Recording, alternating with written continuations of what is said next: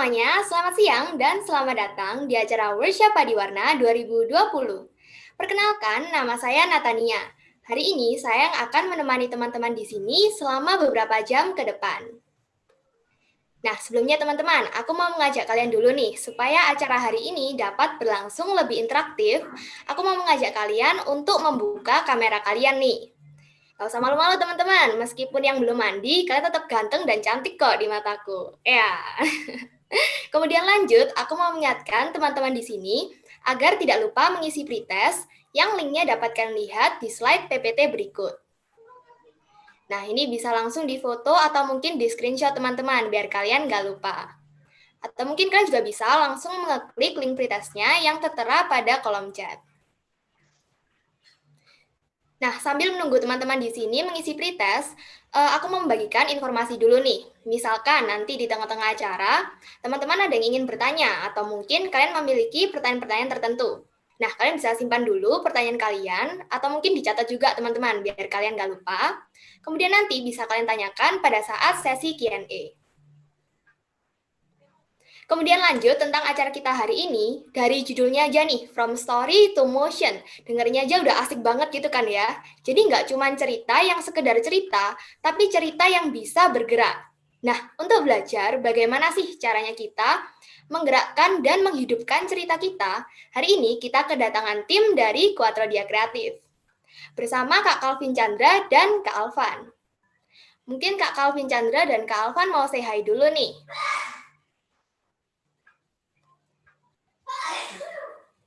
Halo Kak Calvin dan Kak Alvan.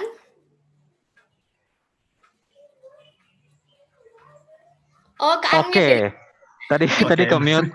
Akhirnya sekarang bisa. Halo teman-teman dari DKV Petra. Salam saya dari Quattrodia Kreatif. Mohon maaf ya kalau di sini agak berisik karena saya lagi di tempat umum. Jadi kalau tiba-tiba nanti ada suara wow itu karena ada yang lagi nyalain blender. Mohon maaf. Thank you.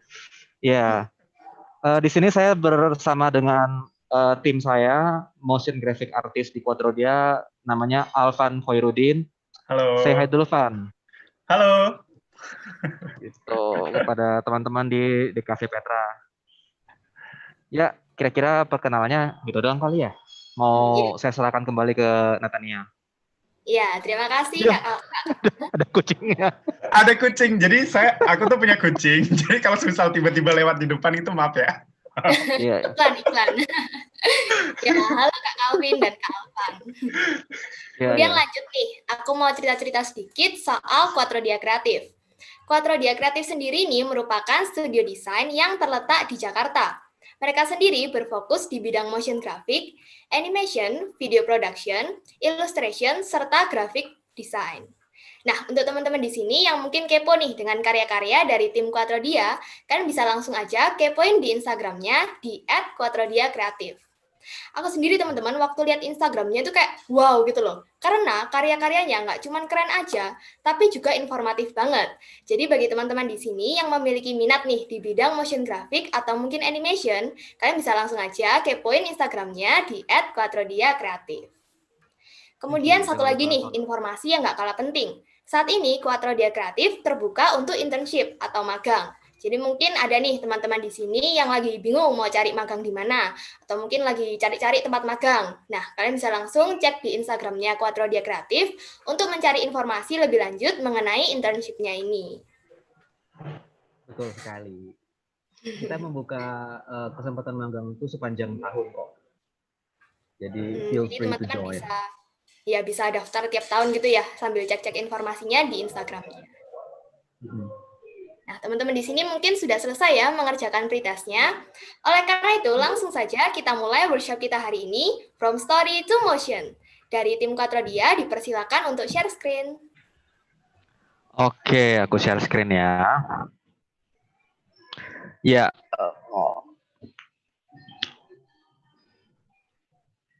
From Story to Motion, semuanya bisa lihat kan ya? Oke, pertama-tama terima kasih untuk kesempatannya. Untuk kali ini sih kita akan menjelaskan sebenarnya secara garis besar apa yang akan kalian hadapin ketika menciptakan sebuah karya motion graphic dari nol. Jadi aku akan mencoba membawa kalian melalui proses-proses yang akan terjadi from start to finish. Nah, kalau misalnya kita mau membuka satu persatu secara detail, sepertinya waktunya nggak cukup. Jadi aku rasa yang paling bisa aku lakukan adalah membawa case by case dari tiap project yang sedang kita yang sedang maupun pernah kita kerjakan, yang mana bisa mengkomplement penjelasan-penjelasan dari berbagai proses. Cuma pertama-tama mungkin aku sharing dulu soal kita ya. Tadi sudah dijelaskan dengan sangat singkat dan tepat oleh Natania. Mungkin biar clear aku akan share showreel kita dulu ya.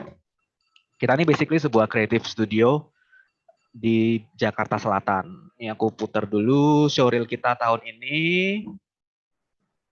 We've got some fresh new young talent doing some things that I know you haven't heard before. 1, 2, 3.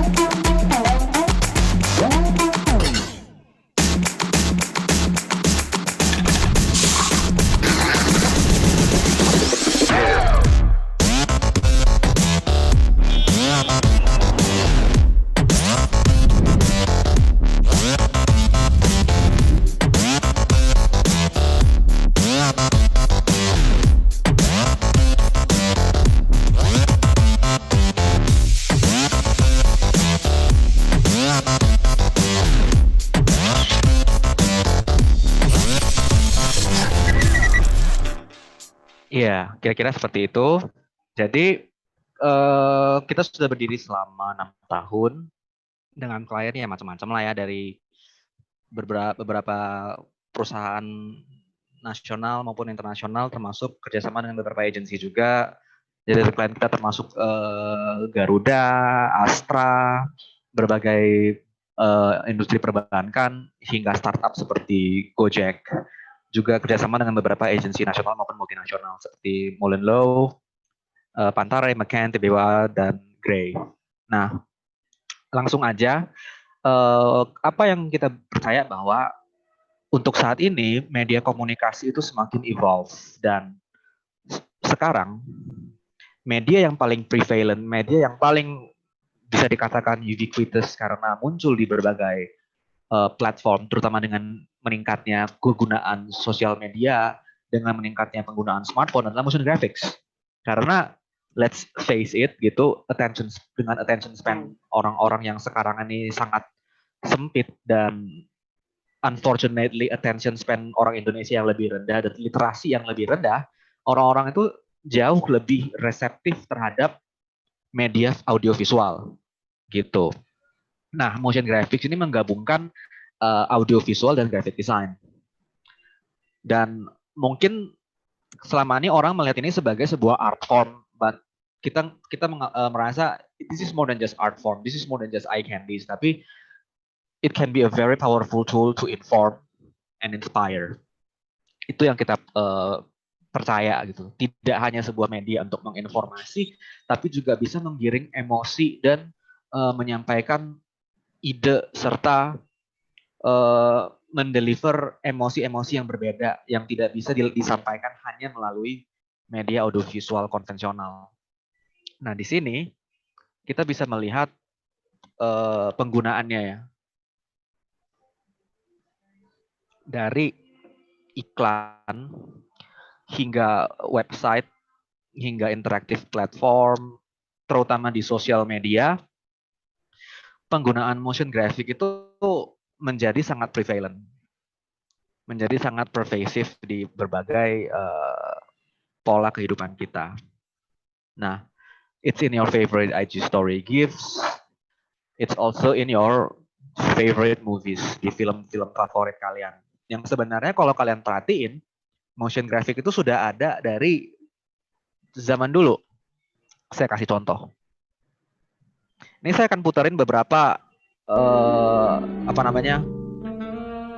title sequence film. Ini dari Catch Me If You Can. Nah, di sini mereka sudah menggunakan motion graphic untuk menyampaikan informasi. Ada yang nonton filmnya enggak? Catch Me If You Can. This is a really nice movie. Nah, di sini mereka sudah menggunakan permainan ilustrasi, layout, dan tipografi. Dan di era yang lagi modern, mereka menggunakan footage dan live action. Kalau ini dari serial True Detective. Kalau ini dari The Man in the High Castle.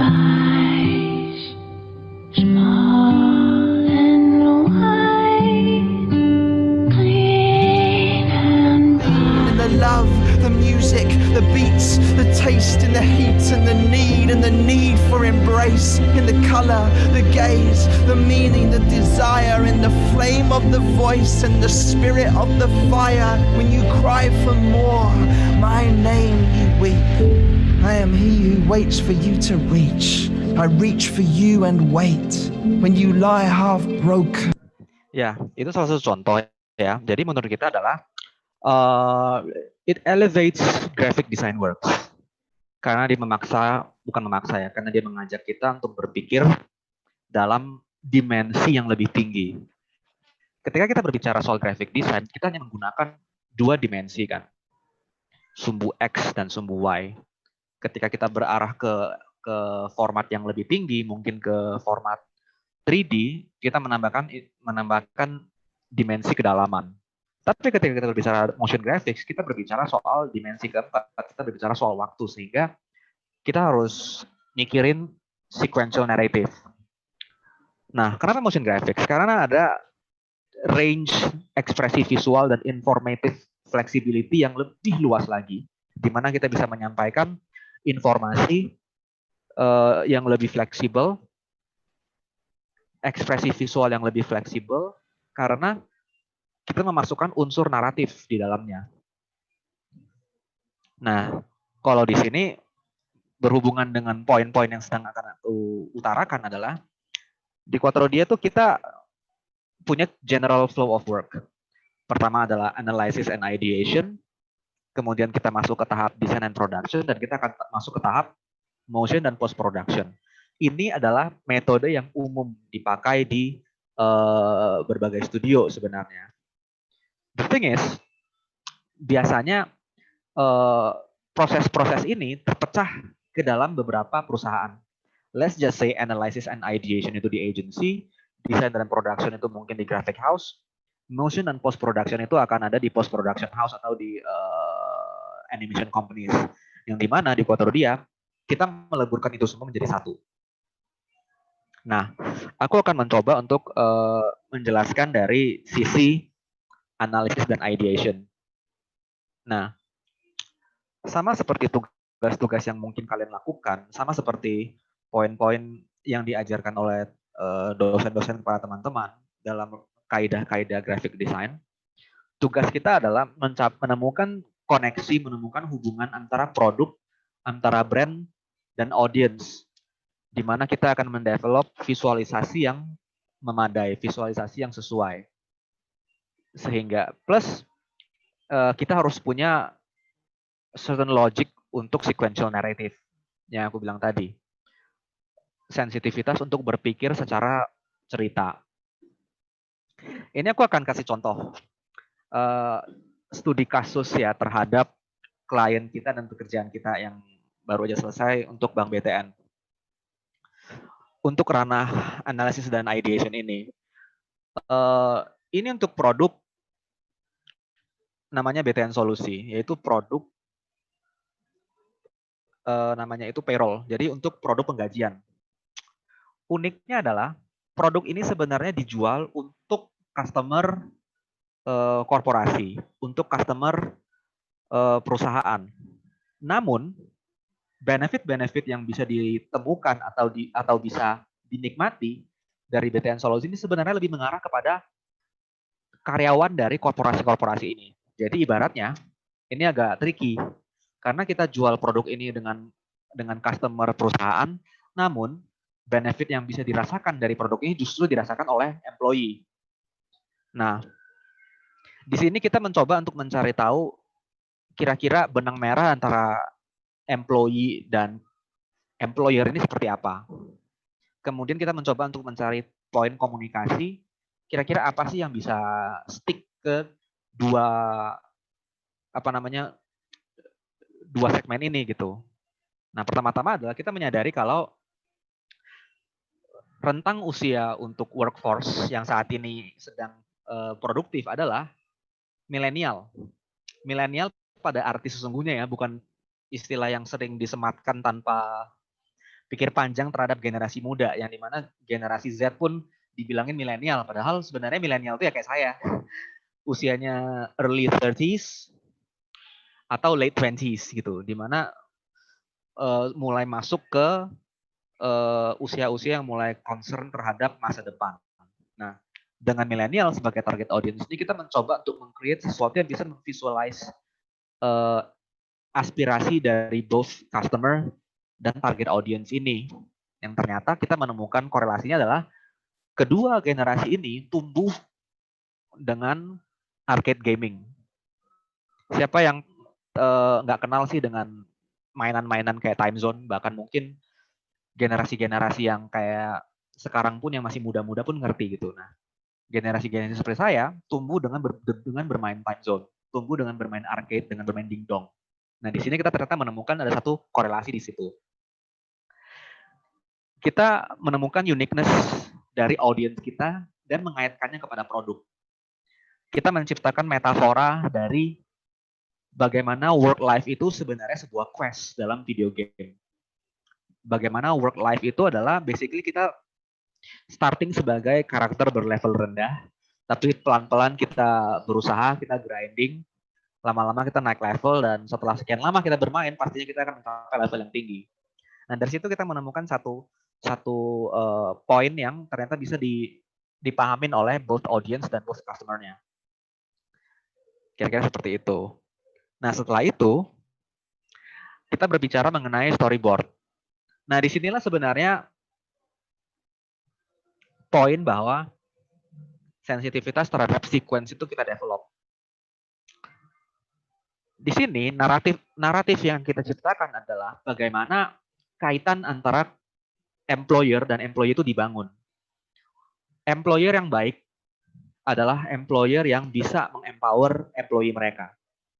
Ketika kita menjadi pemimpin, kita bisa membuat karyawan kita maju. Nah, di sini kita start sequence dari storyboard ini dengan establishment shot di sebuah mesin arcade, yang kemudian ada zoom in ke mesinnya, kemudian ada tangan yang memasukkan koin. Koin ini kita simbolisasikan dengan logo BTN Solusi. Nah, kemudian ketika mesin itu jalan, kita ngasih ada seorang bos yang masuk ke dalam sebuah kantor yang masih kecil. Nah, kemudian dia bermain di dalam mesin ini, melewati rintangan, kemudian dia naik level. Nah, kemudian dia bekerja sama dengan karyawan-karyawan yang melawan monster. Kemudian mereka mendapatkan harta karun, dan dari harta karun itu dia bisa mencapai upgrade. Kantornya yang tadi masih kecil tiba-tiba bertambah besar, dan di puncak dari gedung itu muncullah apa yang disebut dengan sistem payroll otomatis itu. Nah, di sini kita kasih lihat kalau karyawan-karyawan itu masing-masing bisa mendapatkan gaji gitu. Nah, dengan benefit-benefit yang keren-keren. Nah, di sini kita menggunakan analogi mesin pinball.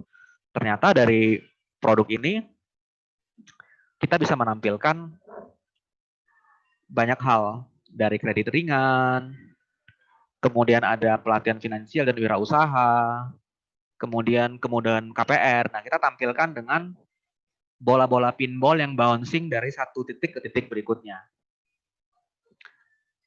Kemudian di ujung kita melihat ketika bola capai finish, muncullah rumah-rumah dengan karakter-karakter tadi di atasnya. Nah, bosnya sampai di titik akhir dan mereka saling melihat.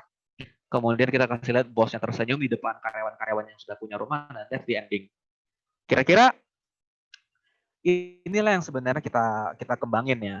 Jadi bagaimana logika bercerita itu sebenarnya adalah part dari pre-production.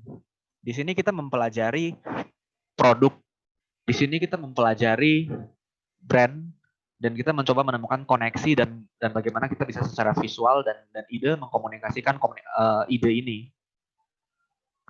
Nah, buat yang pengen lihat hasilnya, saya putarin ya.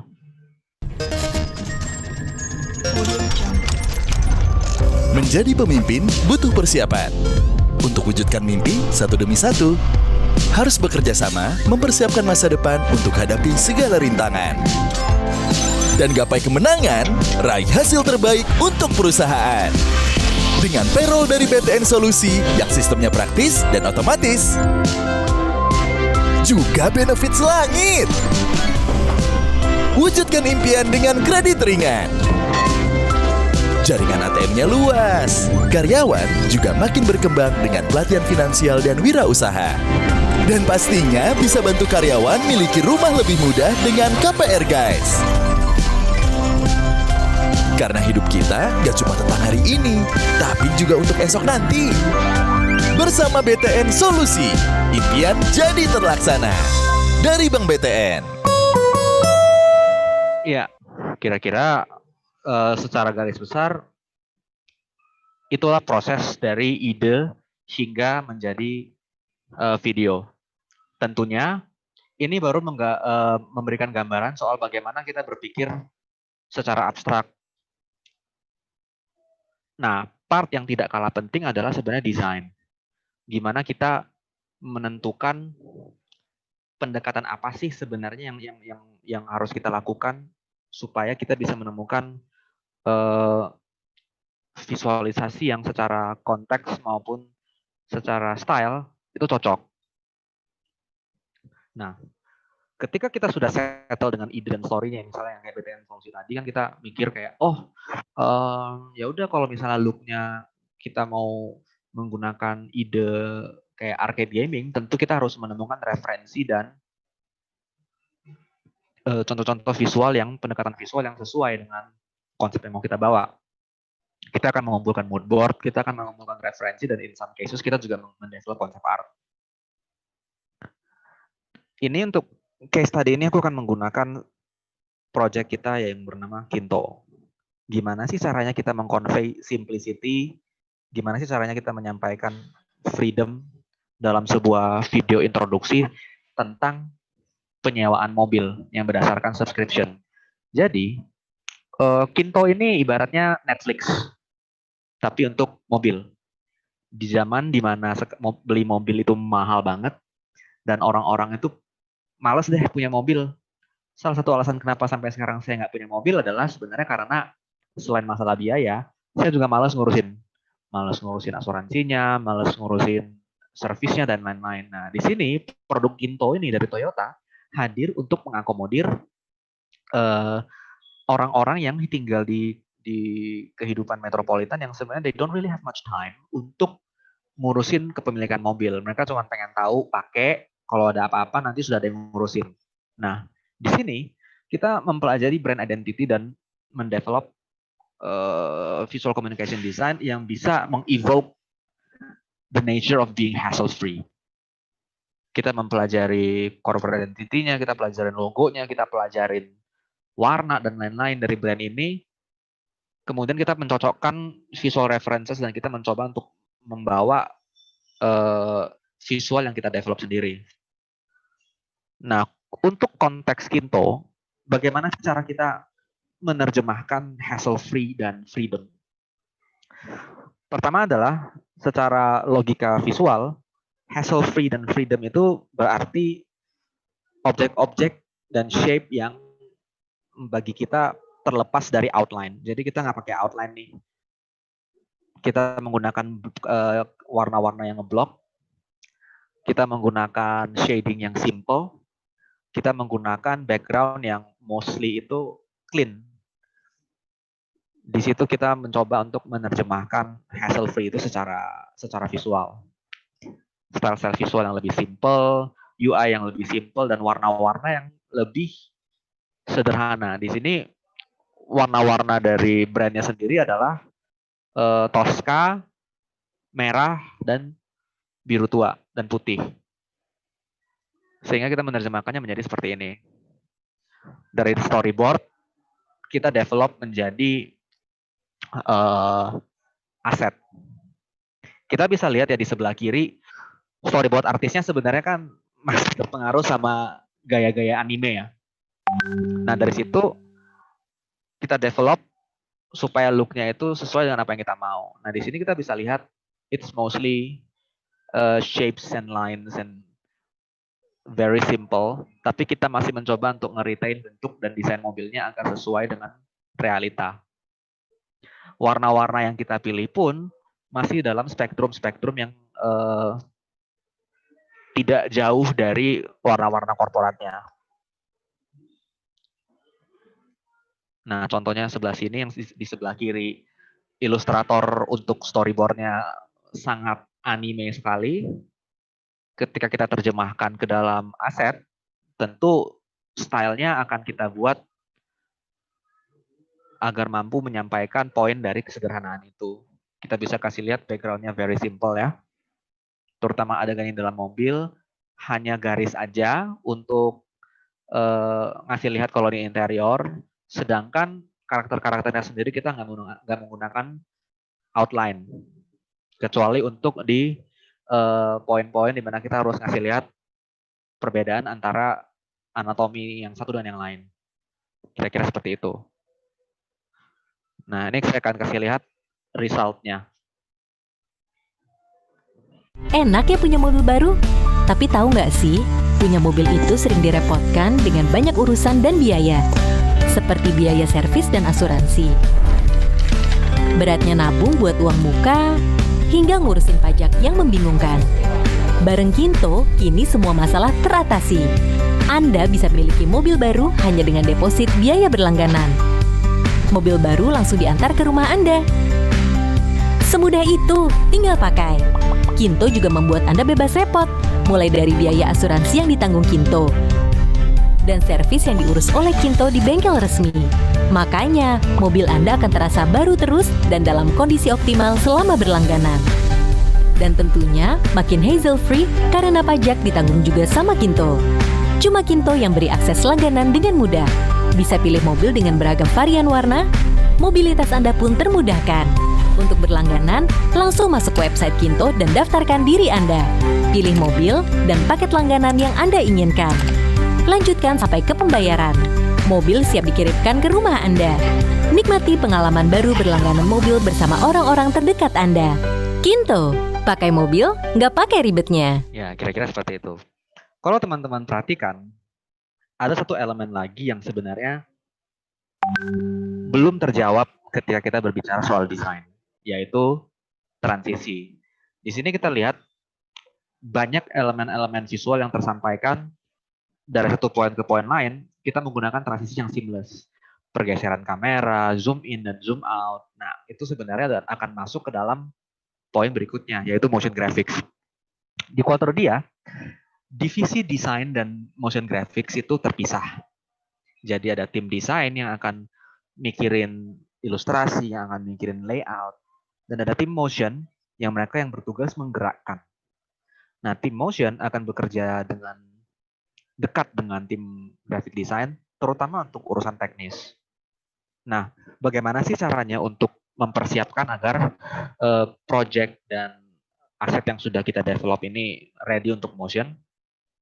Kita harus mempersiapkan layering rules dan object management untuk membantu tim motion graphic dengan prosesnya agar prosesnya ini lebih cepat, lebih smooth, dan secara waktu lebih efektif. Pertama-tama adalah yang harus aku tekankan adalah motion treatment itu sangat-sangat penting. Kita harus ngeplan bagaimana sih secara visual kita pengen bikin treatment ini agar menarik. Kalau di iklan atau kalau di audiovisual, syuting dan lain-lain, ada yang namanya director's treatment. Bagaimana sutradara-sutradara tertentu punya gimmick yang mereka bawa gitu, yaitu ciri khasnya lah. Misalnya kalau Zack Snyder suka main slow-mo gitu ya, kayak di film 300 gitu. Atau mungkin si Quentin Tarantino suka pakai extreme close up gitu-gitu. Nah, motion treatment sebenarnya adalah bagaimana kita memiliki ciri khas dalam karya-karya yang kita buat. Nah, di sini kita menggunakan motion treatment based on references untuk nge-guide animator-animator supaya karya kita itu punya something yang lebih penting, yaitu membuat penonton terkesima. Di sini aku akan membawa sebuah studi kasus ya, yaitu Indosat. Ini proyek yang kita kerjakan di tahun 2016. Nah, kita membuat sebuah visual poetry untuk mendeliver pesan pada bulan Ramadan. Hal yang menarik dari proyek ini adalah awalnya kita diminta untuk membuat video iklan yang menggunakan syutingan. Pada saat itu yang lagi ngetrend sebenarnya adalah video-video yang nangis-nangisan kayak iklan-iklan asuransi Thailand deh gitu. Cuman kita waktu itu berpikir bahwa kita harus menghadirkan sesuatu yang berbeda. Sehingga kita menawarkan visual poetry. Karena pada saat itu jarang yang punya pesan seperti itu dalam membuat sebuah video Ramadan. Nah, di sini kita menggunakan waktu yang ada untuk mencari referensi-referensi untuk motion treatment. Misalnya, di sini adalah referensi yang kita pakai untuk transisi.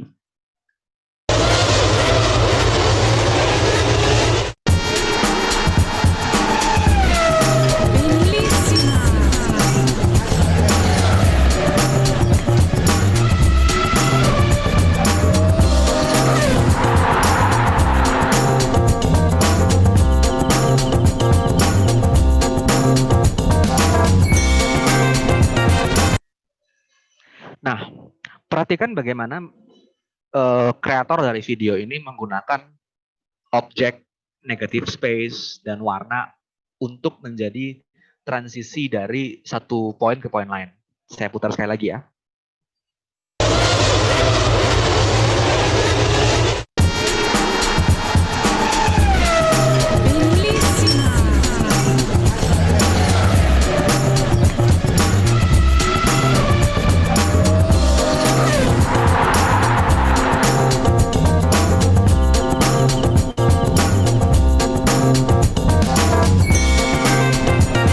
Ya, ini keren banget ya. Kita bisa melihat bagaimana lampu merah yang tiba-tiba bisa menjadi jalur mobil, terus bagaimana meja bisa menjadi trek-trekan, bagaimana bendera bisa menjadi konfeti. Nah, itu adalah object-based transition.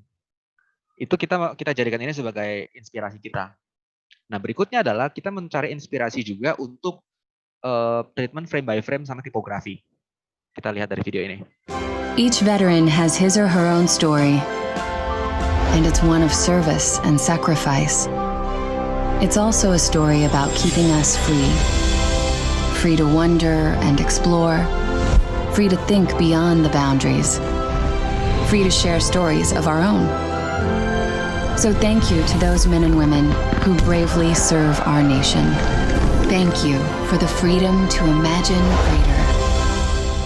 Ya, di sini kita bisa melihat bagaimana teksnya itu di-anime secara frame by frame. Nah, hasilnya adalah ini yang kita kerjakan. Di senja bulan Ramadan, aku mendengar derap langkah di antara desir debu jalanan. Serentak dengan raungan kuda-kuda besi para musafir kota, menyongsong saat berbuka yang dirindu bersama keluarga. Berpacu dengan dentuman beduk dan lantunan azan, kudengar di senja bulan Ramadan sumpah serapah penuh amarah menemani perjalanan pulang. Maklum, namanya Waktunya juga menjelang buka, begitu kata orang-orang. Tapi memaklumi apa? Mengapa kita yang menjaga hati sedari subuh harus maklum dengan melawan batasan kearifan perilaku? Tidakkah di penghujung hari kita bertanya, apakah puasaku hari ini berkenan atau larut dalam kesia-siaan? Di bulan ketika Allah tidak membatasi berkahnya, mengapa kita sendiri membatasi pahala kita dengan amarah? Bebaskan dirimu dengan IM3 Uridu, Silaturahmi Unlimited. Nah, di sini kalau teman-teman perhatiin, ada banyak elemen yang kita pinjam dan kemudian kita kembangkan dari transisi objek tadi ya, misalnya dari beduk bisa menjadi lampu motor, dari satu scene ke scene lain yang kita menggunakan efek genangan air yang kita injak, terus ternyata bisa berubah menjadi scene lain, termasuk hingga ke teks yang kita animasikan di endingnya. Itu sebenarnya kita mengambil inspirasi dari project-project dan kerjaan-kerjaan yang sudah ada yang menjadi arahan bagi kita untuk mencipta. So, dari aku sebenarnya adalah sangat menyarankan agar teman-teman tuh memperluas wawasan dengan melihat, menganalisa, dan mempelajari kerjaan-kerjaan yang sudah ada dari project-project, dari desainer-desainer maupun motion graphic artist dari dalam maupun luar negeri, agar kita bisa mengembangkan kemampuan kita sendiri. Itu penting banget soalnya. Nah, aku juga ada contoh lagi nih, yaitu project kita dengan Bukalapak, yang sebenarnya salah satu project kita yang paling challenging, di mana kita harus memprepare proses produksi yang streamline antara desainer dan motion graphic artist. Ini project cuman punya waktu 3 minggu dari bikin aset sampai animasi, dan bisa imagine ribetnya ampun-ampunan. Nah, untungnya di sini kita collab dengan tim dari Bukalapak, sehingga ada banyak back and forth secara teknis, di mana dari mereka tuh ngasih konsep art dan kita harus ngedevelop sendiri objek-objek yang kita buat gitu. Nah, fasenya sendiri terbagi dari 4 poin. Pertama adalah asset prep and layering, di mana tim yang sudah menciptakan asetnya, baik karakter, background, dan lain-lain, itu harus ngemisah-misahin file-filenya. Harus memisah-misahin anatomi dari karakter, harus memisahin elemen-elemen dari background, supaya bisa di-animate. Teman-teman desainer yang terbiasa mungkin bikin vektor 1 layer doang gitu, di Illustrator, ya akan mengalami apa yang kita sebut itu momen kaget, karena ternyata harus layering nih supaya tim motionnya itu bisa nge-animate. Karena apa? Karena setelah di layering itu harus di rig. Jadi ibaratnya adalah karakter yang kita sudah buat itu menggunakan logika manekin, menggunakan logika puppet yang harus di rig, harus dibikin kayak ada tulang-tulangnya supaya bisa digerakin gitu. Logikanya seperti itu. Dan kemudian di-animate, dan habis itu di-compose. Nah, disinilah pentingnya kita mensinkronisasikan antara desainer dan motion graphic.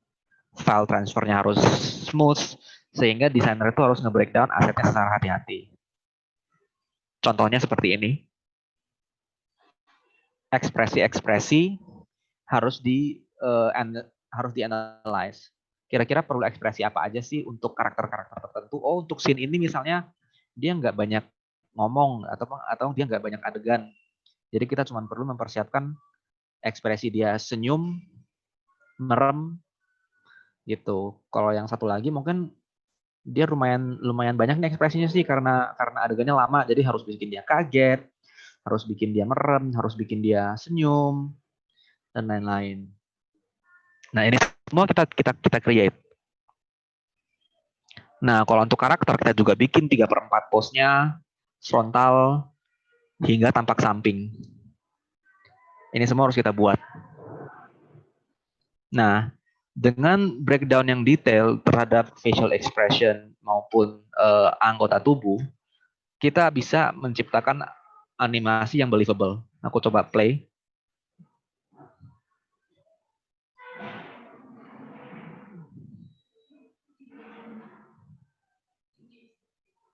Nah, kita di sini menggunakan berbagai tools seperti Duik untuk rigging body, ada joystick and slider, ada facial rig juga.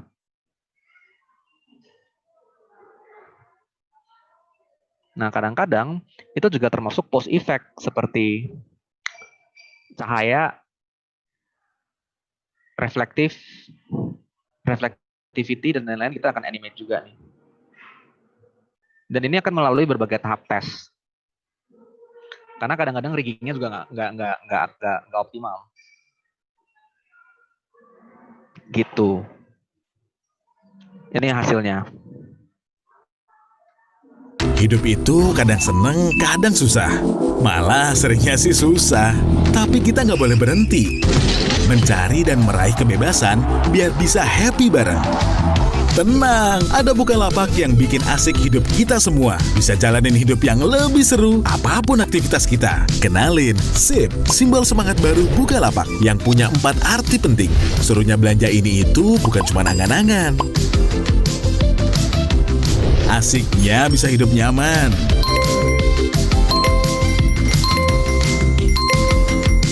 Usaha jadi kuat, bebas pikiran.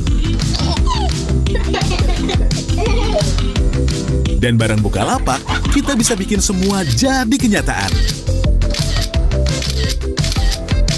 Inilah transformasi Bukalapak yang siap nyenengin hidup kita dengan semangat baru. Bukalapak, bikin asik. Ya, aku stop share dulu karena aku mau ngasih lihat sesuatu.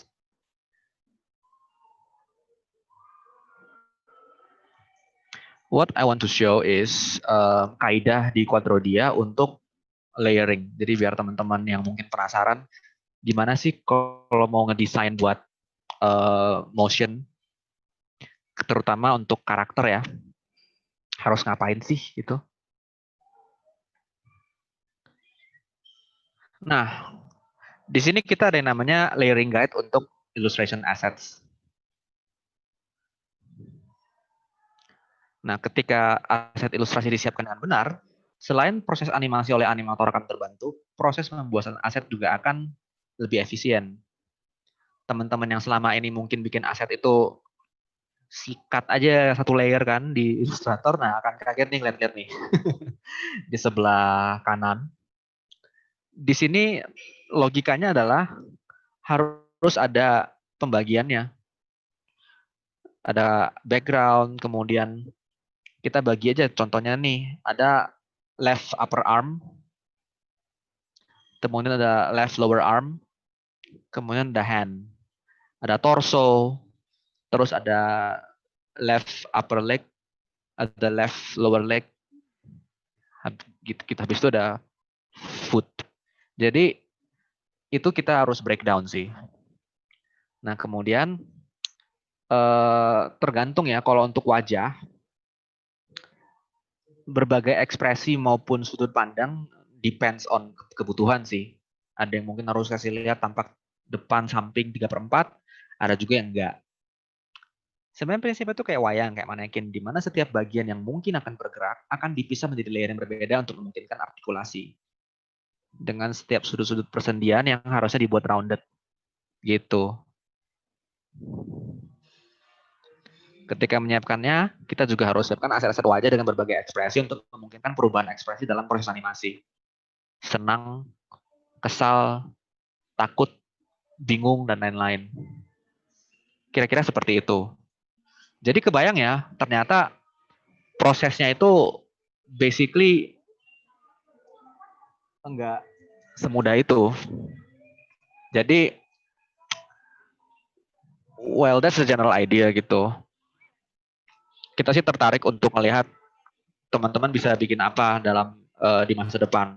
Nah untuk sekarang, aku akan nge-share ini ke Alvan, di mana Alvan akan menampilkan langsung dari komputer dia flow dari pengerjaan. Nanti Alvan akan pertama-tama ngasih lihat gimana body rig itu bekerja dengan plugin apa. Kemudian facial rig, dan terakhir adalah compositing. Waktu dan tempat saya persilakan ya buat Alvan. Oke, terima kasih Mas Calvin.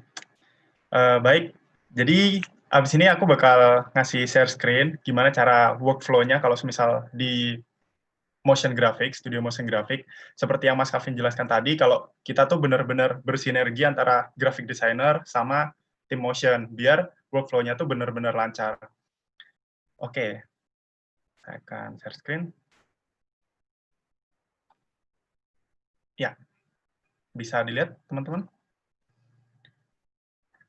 Sebelumnya saya mohon maaf dulu karena ini agak sedikit berat, karena biasanya kan saya ngerjainnya di kantor dengan spek yang cukup tinggi, tapi sekarang saya lagi di rumah, jadi dengan laptop biasa, jadi nggak terlalu cepat. Oke, untuk pertama, biasanya itu sebelum kita mulai mengerjakan, itu tuh kita ada stilomatic. Stilomatic itu fungsinya untuk ngasih tahu durasi-durasi apa yang durasi-durasinya tuh berapa aja dari setiap scene. Setelah kita tahu durasinya, kita import masing-masing scene-nya ke dalam timeline. Oke. Jadi kalau misal kalian bisa lihat di bawah sini, ini adalah urutan-urutan scene yang udah dipakai dalam satu project.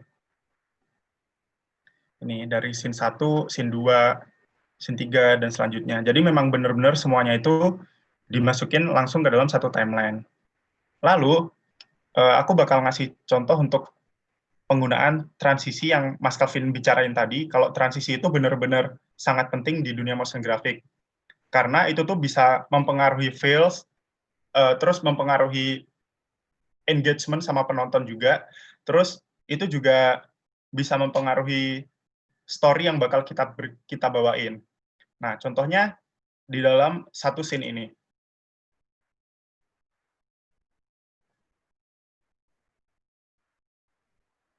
Oke.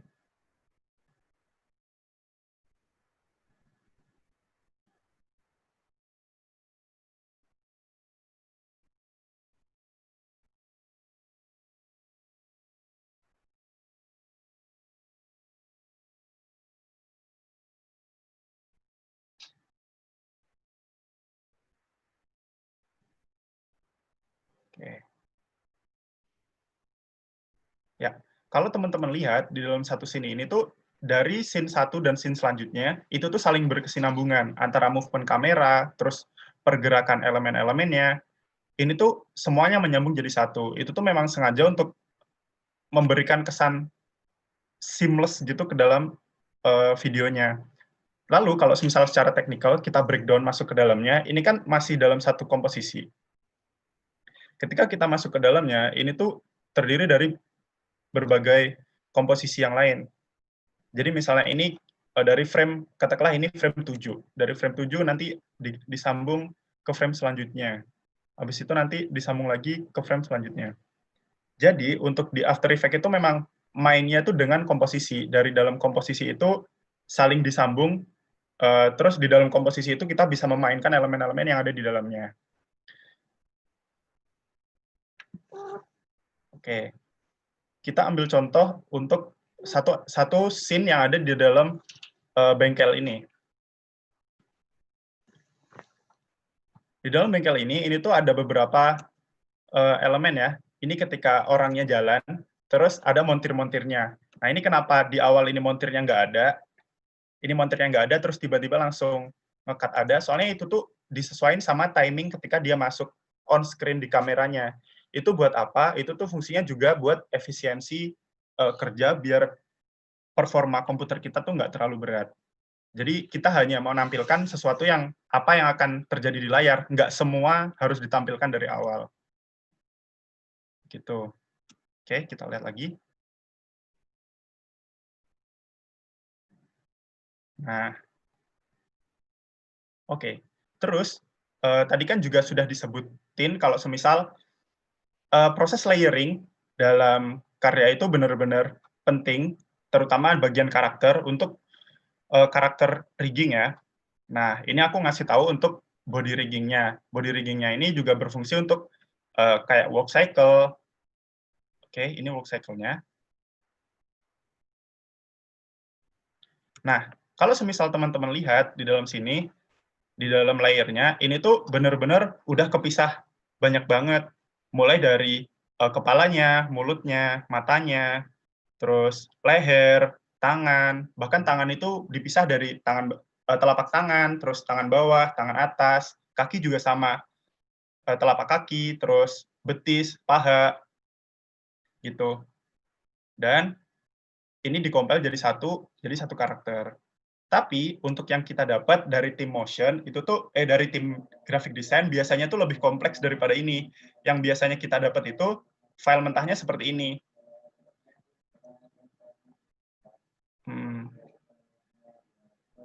Teman-teman bisa lihat kan ya? Oke, kalau semisal file mentahnya itu seperti ini.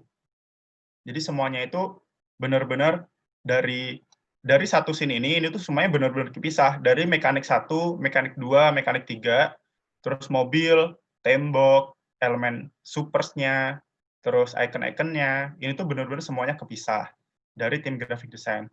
Terus tugas kita dari tim motion, menyatuin itu semua dalam satu scene. Begitu. Apakah suara saya terdengar jelas? Terdengar kok. Oke. Jelas kok, Kak. Oke, maaf ya, soalnya nggak kelihatan. Oke, jadi seperti itu. Untuk iconnya, semua elemen-elemennya itu memang benar-benar terpisah semuanya. Nah, terus kita akan fokus ke ini ya, ke rigging karakter laki-laki ini. Jadi ketika semuanya sudah dimasukkan ke After Effects, ini tuh kita bisa pakai karakter rigging. Karakter rigging itu basically kita ngasih tulang ke semua persendian yang ada dalam karakter, terus habis itu kita bisa ngegerakin dengan satu controller. Dengan satu controller, ketika kontrolnya diangkat, ini semuanya udah bisa gerak semuanya. Seperti ini. Nah. Gitu. Terus sebenarnya cara kerjanya itu cukup sederhana. Jadi itu katakanlah ini adalah paha, terus betis, sama telapak kaki. Ini tuh sebenarnya cuma, oke, saya ambil pluginnya. Jadi kita di sini pakai Duik Bezel. Untuk caranya kita sebenarnya cukup sederhana. Kita klik dari beberapa ini, terus habis itu langsung kita auto rig. Habis itu dia nanti langsung bakal jadi satu tulang yang udah bisa langsung kita gerakin. Nah, seperti ini. Oke, ini kebalik, jadi di reverse. Nah, jadi seperti ini. Terus nanti dari paha, terus betis, telapak kaki ini nanti kita parent satu-satu ke badan, terus dari lengan atas ke badan, dari kepala ke leher, dari leher ke badan, seperti itu. Dan itu tuh dilakuin untuk semua karakter yang ada. Tapi itu juga berlaku hanya untuk karakter-karakter tertentu. Kalau semisal dengan movement-movement tertentu. Kalau semisal kayak misalnya mekanik seperti ini, dia nggak terlalu perlu body rig yang full. Dia cuma perlu kayak cuma tangan aja. Dia cuma perlu tangan, atau enggak cuma kaki aja. Jadi nggak semuanya untuk keperluan work cycle. Gitu. Gitu, teman-teman. Oke, kita balik lagi.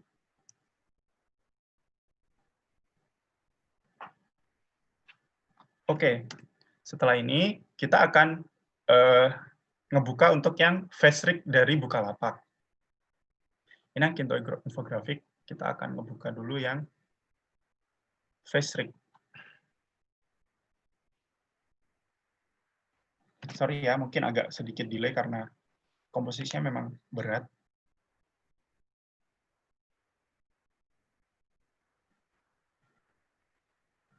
Ya.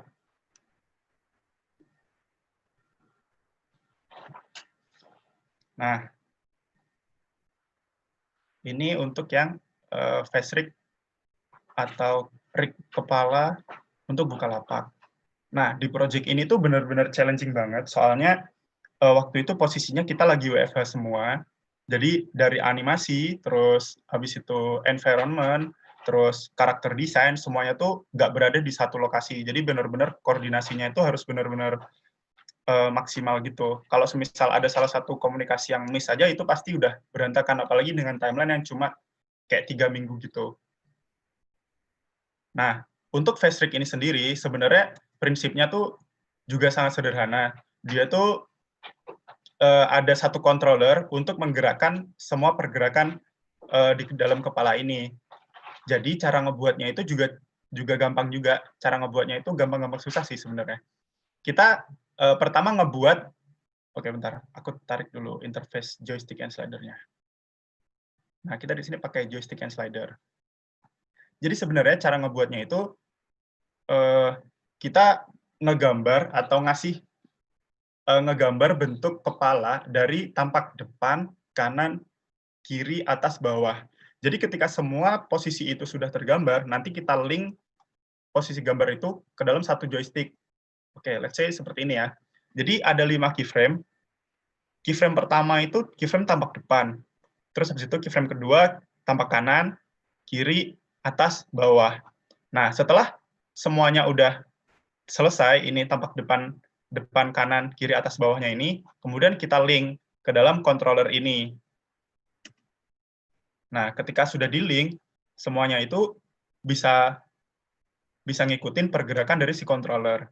Tapi yang agak susah di dalam FaceRig ini adalah proses layering sama masking-masking objek-objek yang ada di dalamnya. Soalnya ini tuh lumayan banyak, hanya untuk wajah saja ini tuh butuh kayak 65 layer. Ini di sini ada 65 layer hanya untuk FaceRig wajah. Jadi tuh memang di sini tuh benar-benar kerja tim banget. Kalau semisal hanya satu animator untuk nge-FaceRig, nge-animate dalam waktu sebegitu singkat kayaknya nggak bakal cukup. Oke, misalnya kayak maskingan tekstur rambutnya. Nah, misalnya kayak gini ya. Ini tuh tekstur rambutnya tuh sebenarnya cuma kayak gini. Cuma tekstur besar gitu. Terus habis itu nanti dimasking sama bentuk mukanya. Terus habis itu kayak semisal kedipan mata itu juga di-rig. Jadi di sini ada controller untuk kedipan mata sama posisi kacamata. Nah, untuk kedipan mata itu tuh rig-nya beda dari joystick. Kalau joystick itu adalah nge-rig untuk posisi atas, kanan, kiri, bawah, depan, atas, bawah, kiri, kanan. Kalau slider itu cuma untuk dua value aja, antara kebuka dan ketutup. Oke, kita cari di sini yang mata. Mana ya? Komposisi mata. Oke, ini. Nah, di sini. Di komposisi mata ini cuma kebagi jadi 2, jadi kebuka dan ketutup. Kalau cuma ada 2 kayak gini, itu tuh bisa pakai slider. Jadi di sini tuh satu plugin ini tuh isinya joystick sama slider. Udah ada dua-duanya. Kalau semisal penggunaan slider ini tuh cukup sederhana, yaitu saya coba unlink dulu. Nah, cukup sederhana, yaitu penggunaannya cuma butuh 2 keyframe. Kalau di joystick tadi butuh 5 keyframe untuk ngasih tahu posisi depan, kanan, kiri, atas, bawah. Kalau di slider ini cuma butuh 2, yaitu kebuka dan ketutup. Ketika semua sudah disiapin untuk kebuka dan tutup, semua keyframe-nya di-select, habis itu kita link lagi. Nah, ketika di-link, baru controller mata ini kita kasih keyframe. Keyframe untuk ngegerakin kebuka dan tutupnya. Begitu. Masuk lagi keluar, kita keluar. Nah. Ketika semua sudah digabungin, bahkan kacamata itu juga di-rig. Kacamata itu fungsinya untuk kayak posisi kacamata gitu, biar dia bisa naik turun ketika pergerakan kepalanya. Jadi kayak nanti ketika di-animate, itu tuh bisa ada secondary action-nya. Jadi nggak cuma kacamata yang benar-benar fix di satu tempat gitu. Nah, bahkan kalau semisal kalian perhatiin, di sini juga refleksinya itu juga bergerak juga. Karena kan kalau semisal sesuai physical itu kan refleksi itu benar-benar ada di depan kita. Jadi kalau semisal kita bergerak ke satu sisi, refleksi itu posisinya bakal tetap. Makanya itu benar-benar kita perhatiin juga. Selain dari hal-hal teknikal kayak layering, tapi kita juga harus memperhatikan unsur-unsur realistis di dalam motion ini. Nih, misalnya di refleksi kacanya, ini juga kita perhatiin. Terus kayak highlight yang ada di sini itu kita juga bisa langsung ngebuatnya dari sini. Terus abis itu ketika semua kepala sudah beres, ketika satu rig kepala ini sudah beres, kita kirim ke tim yang nge-animate secara keseluruhan. Kita ambil salah satu scene yang ada di Bukalapak ya. Kita ambil scene ketika naik motor dan jatuh. Oke. Nah, ini tuh sama scene ini. Kita play dulu ya.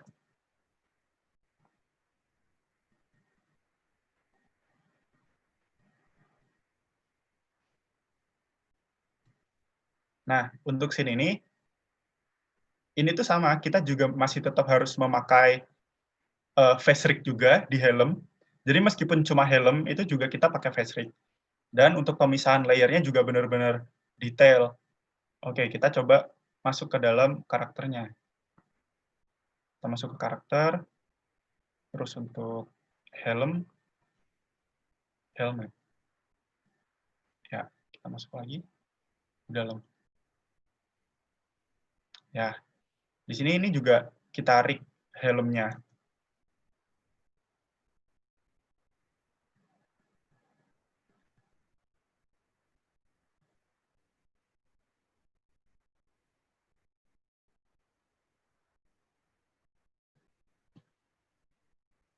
Oke. Kita rig, kita sesuaiin sama gerakan yang ada di luar. Untuk pemisahan layernya sendiri juga sama. Harus detail. Kayak semisal highlight yang ada di kaca, ini dipisah. Terus habis itu tekstur kaca helm itu juga dipisah. Terus kayak ornamen-ornamen yang ada di helmnya itu juga dipisah. Jadi benar-benar sampai sedetail itu. Jadi disinilah pentingnya komunikasi antara tim desain dan juga tim motion graphic. Jadi kalau semisal semuanya cuma satu layer, nanti ini nggak bakal bisa jalan, karena dari tim motion sendiri memang benar-benar butuh pemisahan layer yang bagus. Itu setelah helmnya sudah di-rig, kita tempel ke badannya. Nah, kita tempel ke badan. Sorry, kita play dulu ya.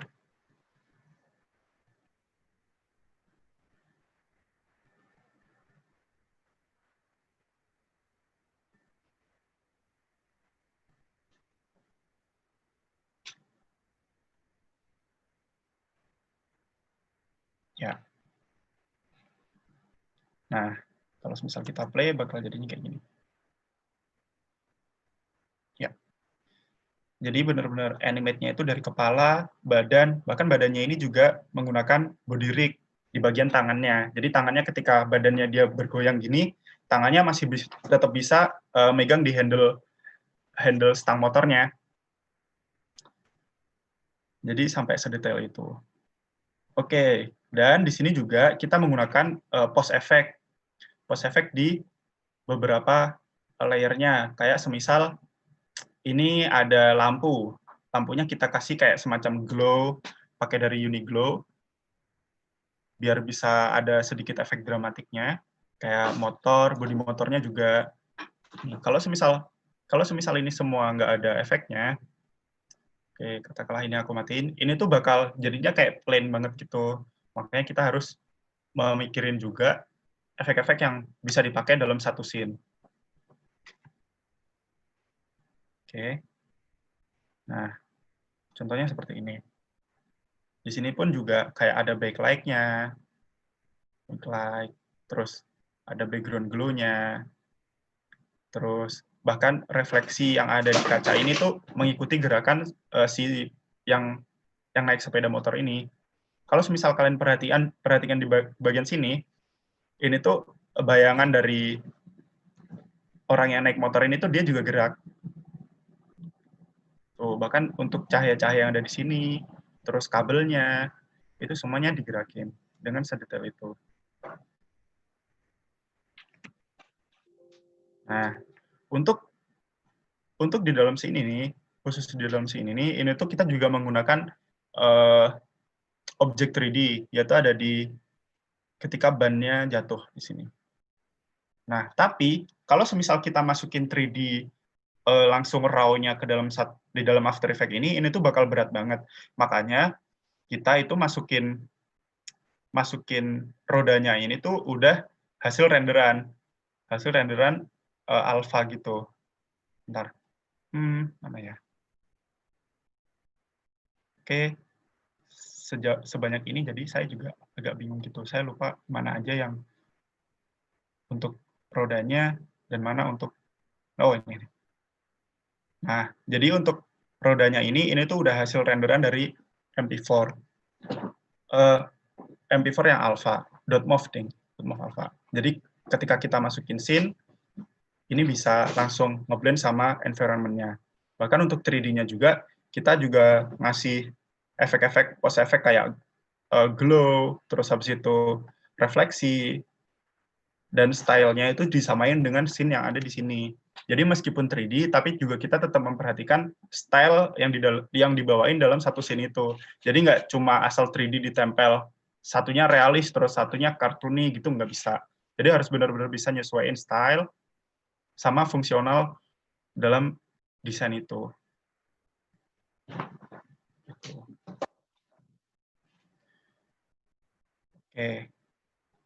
Oke, sejauh ini mungkin cukup itu yang bisa saya sampaikan untuk masalah teknisnya. Intinya adalah kita tuh benar-benar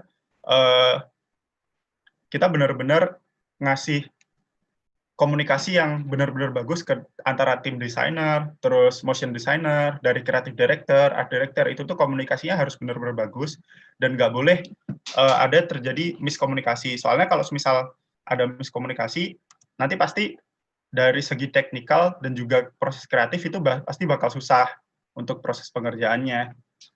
Jadi koordinasi itu sangat penting. Terus habis itu meskipun dari tim desain itu nanti disusahkan di bagian awal ketika layering, itu tuh ketika mereka susah, kita nanti sebenarnya juga sama-sama susah, soalnya nanti di bagian motion-nya itu juga kita harus ngemisah antar elemen ini. Ketika mereka udah misah satu-satu, kita harus misah antar objek. Misalnya ini satu karakter mekanik, terus habis itu mekanik 2, mekanik 3, dipisah dari satu-satu precom. Jadi sebenarnya semua itu memang saling berkesinambungan satu sama lain, dan juga harus sesuai dengan prosedur biar pekerjaan kita satu sama lain itu benar sama-sama enak dan lancar gitu. Begitu teman-teman. Itu saja yang bisa sampaikan. Terima kasih. Saya kasih ke Mas Calvin atau Mbak Natania. Terima kasih. Thank you Evan untuk waktu dan sedikit insight-nya soal proses. Nah, jadi kalau buat teman-teman yang mungkin tertarik untuk memasukin dunia motion graphic ini, memang ternyata sebenarnya challenge-nya ada gitu. Dan pastinya sih sebenarnya secara timeline, keunikannya adalah akan ada timeline yang perlu kita atur untuk pengerjaan-pengerjaan seperti ini. Nah, sebenarnya aku pengen nambahin lagi nih, mumpung karena kita masih ada waktu ya. Jadi aku mau share soal bagaimana kita mengembangkan visual development untuk project 3D yang tadi kita lihat yang di awal-awal yang BTN Solusi. Nah, untuk project major seperti BTN Solusi itu kita mencari banyak referensi. Terutama untuk visual approach, ada satu referensi yang kita jadikan sebagai jiwa dari project ini. Aku akan coba play ya.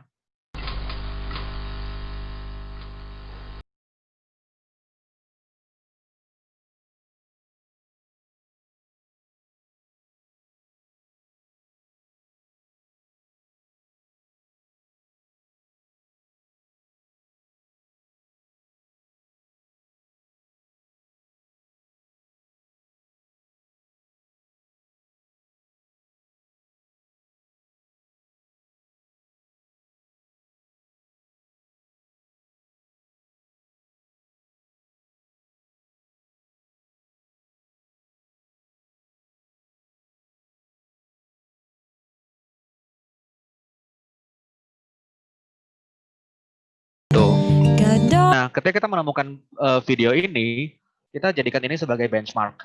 Yang akhirnya pastinya kita kembangin ya, karena kan secara style sendiri sangat berbeda. Kita mencoba mencari referensi yang kira-kira akan pas dengan era yang mau kita bawa, yaitu era-era 80s dan 90s. Dengan lampu neon, dengan mainan-mainan yang materialnya terbuat dari karet, plastik, serta logam, tin. Kemudian dari situ kita cari lagi mood board-nya yang lebih spesifik. Kita lumayan detail sih untuk ini sih, bagaimana tombol-tombolnya ingin terlihat, bagaimana teksnya ingin terlihat, style visualnya, lampu-lampu neonnya seperti apa kita develop banget. Jadi untuk overall color, mood sama lighting kita develop juga. Bagaimana kita mencoba untuk menggunakan warna-warna ungu dan biru serta pink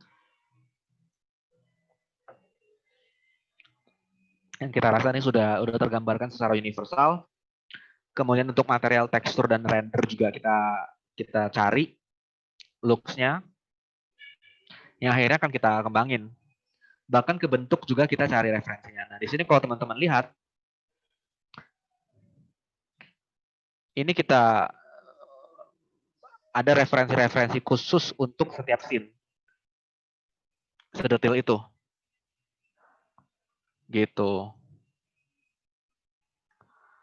Khusus untuk scene yang awal, kemudian untuk scene yang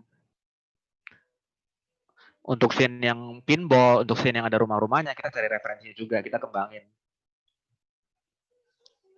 Ketika ngelawan naga, ketika dapetin peti harta, kita cari juga, oh contoh naganya mau kayak apa sih? Terus koin-koinnya mau kayak apa? Ada slot machine kayak apa? Mungkin di akhirnya itu bisa berbeda, cuman itu semua kan melalui proses dan diskusi. Inner machinery-nya kita mau bikin kayak apa, gitu. Nah, ini untuk area-area pinball kita develop juga. Teksnya mau kayak apa kita develop. Even konsep art karakter kita bikin juga sih. Cuman ini sesuai kebutuhannya, tergantung waktu juga. Kalau waktunya panjang ya kita bisa explore lebih banyak. Kalau waktunya singkat ya udah, mau gimana lagi. Tuh, kita bikin semua. Termasuk warna, color scheme kita bikin. Bahkan per scene ini kita ada konsep artnya. Kita bikin sketsa.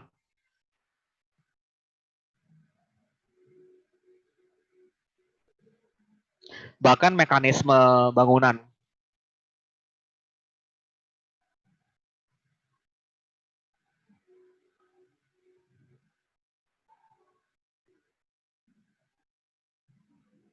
Jadi ya kita develop semua sih teman-teman.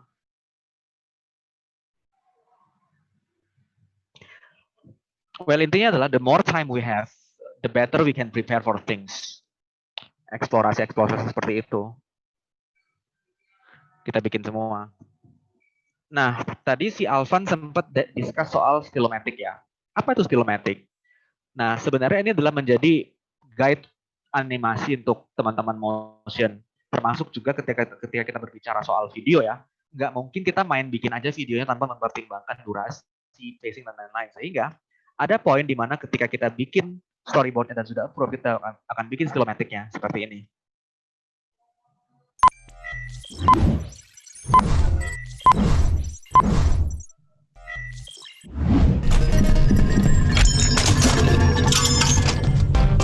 Menjadi pemimpin butuh persiapan untuk wujudkan mimpi satu demi satu. Harus pandai atur tim sambil pilih taktik terbaik, gapai kemenangan, raih hasil terbaik untuk perusahaan, dan hidup makin komplit dengan payroll dari BTN Solusi. Sistem payrollnya super praktis dan otomatis. Benefitnya selangit.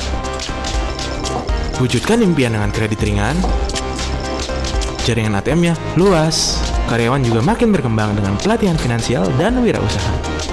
Dan pastinya bisa bantu karyawan miliki rumah lebih mudah dengan KPR guys. Jadilah pemimpin terbaik untuk karyawan. Makanya payroll pakai BTN Solusi aja. BTN Solusi, payroll penuh guna, impian terlaksana dari Bank BTN. Iya, kira-kira seperti itu. Kenapa penting banget stilo? Karena ketika kita bikin stilo, kita itu bisa mendapatkan rough idea, kira-kira secara story ini oke atau enggak, secara durasi ini oke atau enggak, dan ketika kita share, kira-kira orang ngerti atau enggak. Sebelum kita sudah bikin terlalu jauh dan ternyata harus ngerevisi dari nol. Bayangin kamu sudah ngerender, kamu sudah bikin aset ilustrasi, sudah nganimate, ternyata yang nonton nggak ngerti. Nah itu kan malas banget ya. Jadi kita gunain Stilomatic supaya kita bisa jadikan ini sebagai barometer ke klien nih, Pak, Bu, setelah nonton storyboard ini Stilomatic ini ngerti nggak? Kalau kayak gini aja Ibu Bapak ngerti, ketika video jadi itu pasti akan lebih bagus. Argumentasinya seperti itu. Nah, kira-kira dari kita sih sebenarnya sudah memberikan secara garis besar ya, apa yang kira-kira tahapan-tahapan yang kita laluin. Harapanku sih mungkin dari teman-teman ada pertanyaan, kita bisa ya buka sesi tanya jawab, dan sengaja aku kasih waktu supaya ada dialog dan diskusi yang bisa kita lakukan bersama gitu. Karena kalau misalnya nih kita ngajarin langsung prosesnya, takutnya adalah tajuk from story to motion itu nggak bisa kita tampilkan dengan lengkap. Kalau misalnya aku minta si Alvan buat ngajarin proses body rigging doang, teman-teman nggak dapet nih yang soal storyboard, teman-teman nggak dapet nih soal yang proses konsep art tadi, jadi nggak dapet semua. Mungkin kalau misalnya di kesempatan berikutnya kita pengen bikin lagi workshop khusus untuk body rig, facial rig, we can do it in the future. Aku serahkan kembali ke Nathania. Ya, terima kasih kepada Kak Calvin dan Kak Alvan nih atas sharing-sharing dari ilmu-ilmunya. Nah, setelah kita dengerin Kak Calvin dan Kak Alvan nih teman-teman, kita jadi tahu kalau proses pembuatan motion graphic itu nggak semudah dan sesimpel itu. Layarnya tadi aja kita bisa lihat tuh, ada berlapis-lapis banget. Jadi, mungkin nih bagi teman-teman di sini, setelah mendengarkan workshop kali ini, kita jadi dapat gambaran nih kalau menghasilkan karya yang mempunyai nilai jual itu nggak bisa langsung instan teman-teman. Jadi ada prosesnya. Nah kemudian langsung aja kita akan membuka sesi Q&A kita pada kali ini. Bagi teman-teman yang ingin bertanya bisa langsung menuliskan pertanyaan kalian di kolom chat. Atau mungkin kalau ada yang mau nih open mic juga bisa. Kita tunggu ya teman-teman pertanyaan dari kalian.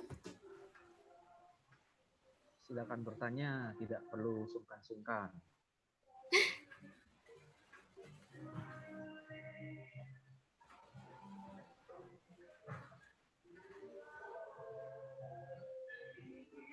Ya mungkin sambil menunggu teman-teman di sini memikirkan pertanyaannya nih, mungkin masih banyak yang bingung mau tanya apa. Aku duluan deh yang mau tanya. Boleh.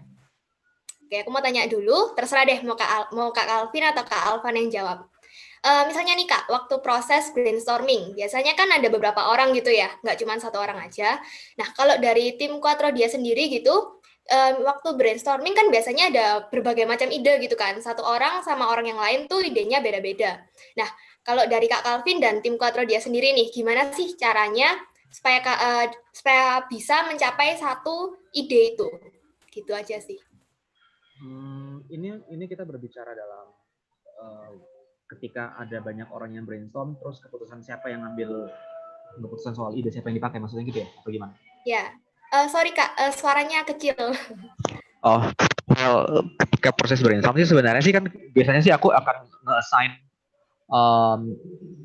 PIC ya. Ada misalnya katakanlah ada project yang A, biasanya sih aku akan udah nge-assign siapa aja yang akan in charge, katakanlah Alvan di project A, kemudian si satu lagi di project B.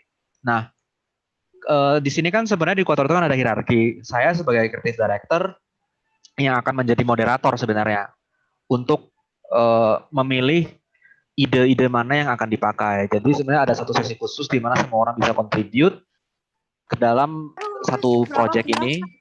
Nah dari situ saya sendiri bisa ngelihat, oh yang ini bisa dipakai nih idenya, yang ini mungkin mungkin enggak, cuman ada aspek dari ide itu yang sebenarnya bisa kita pakai gitu. Jadi kita kayak ya ibaratnya sebenarnya kayak bongkar pasang aja sih gitu. Pernah juga malah ada ide dari anak magang di KT, pernah. Dulu ada satu project untuk brand e-commerce namanya Shopback. Itu yang kepake malah ide dari anak magang. Oh. Jadi ya if it works it works gitu loh. Nggak peduli itu ide dari siapa sebenarnya. Selama memenuhi koridor berpikir itu.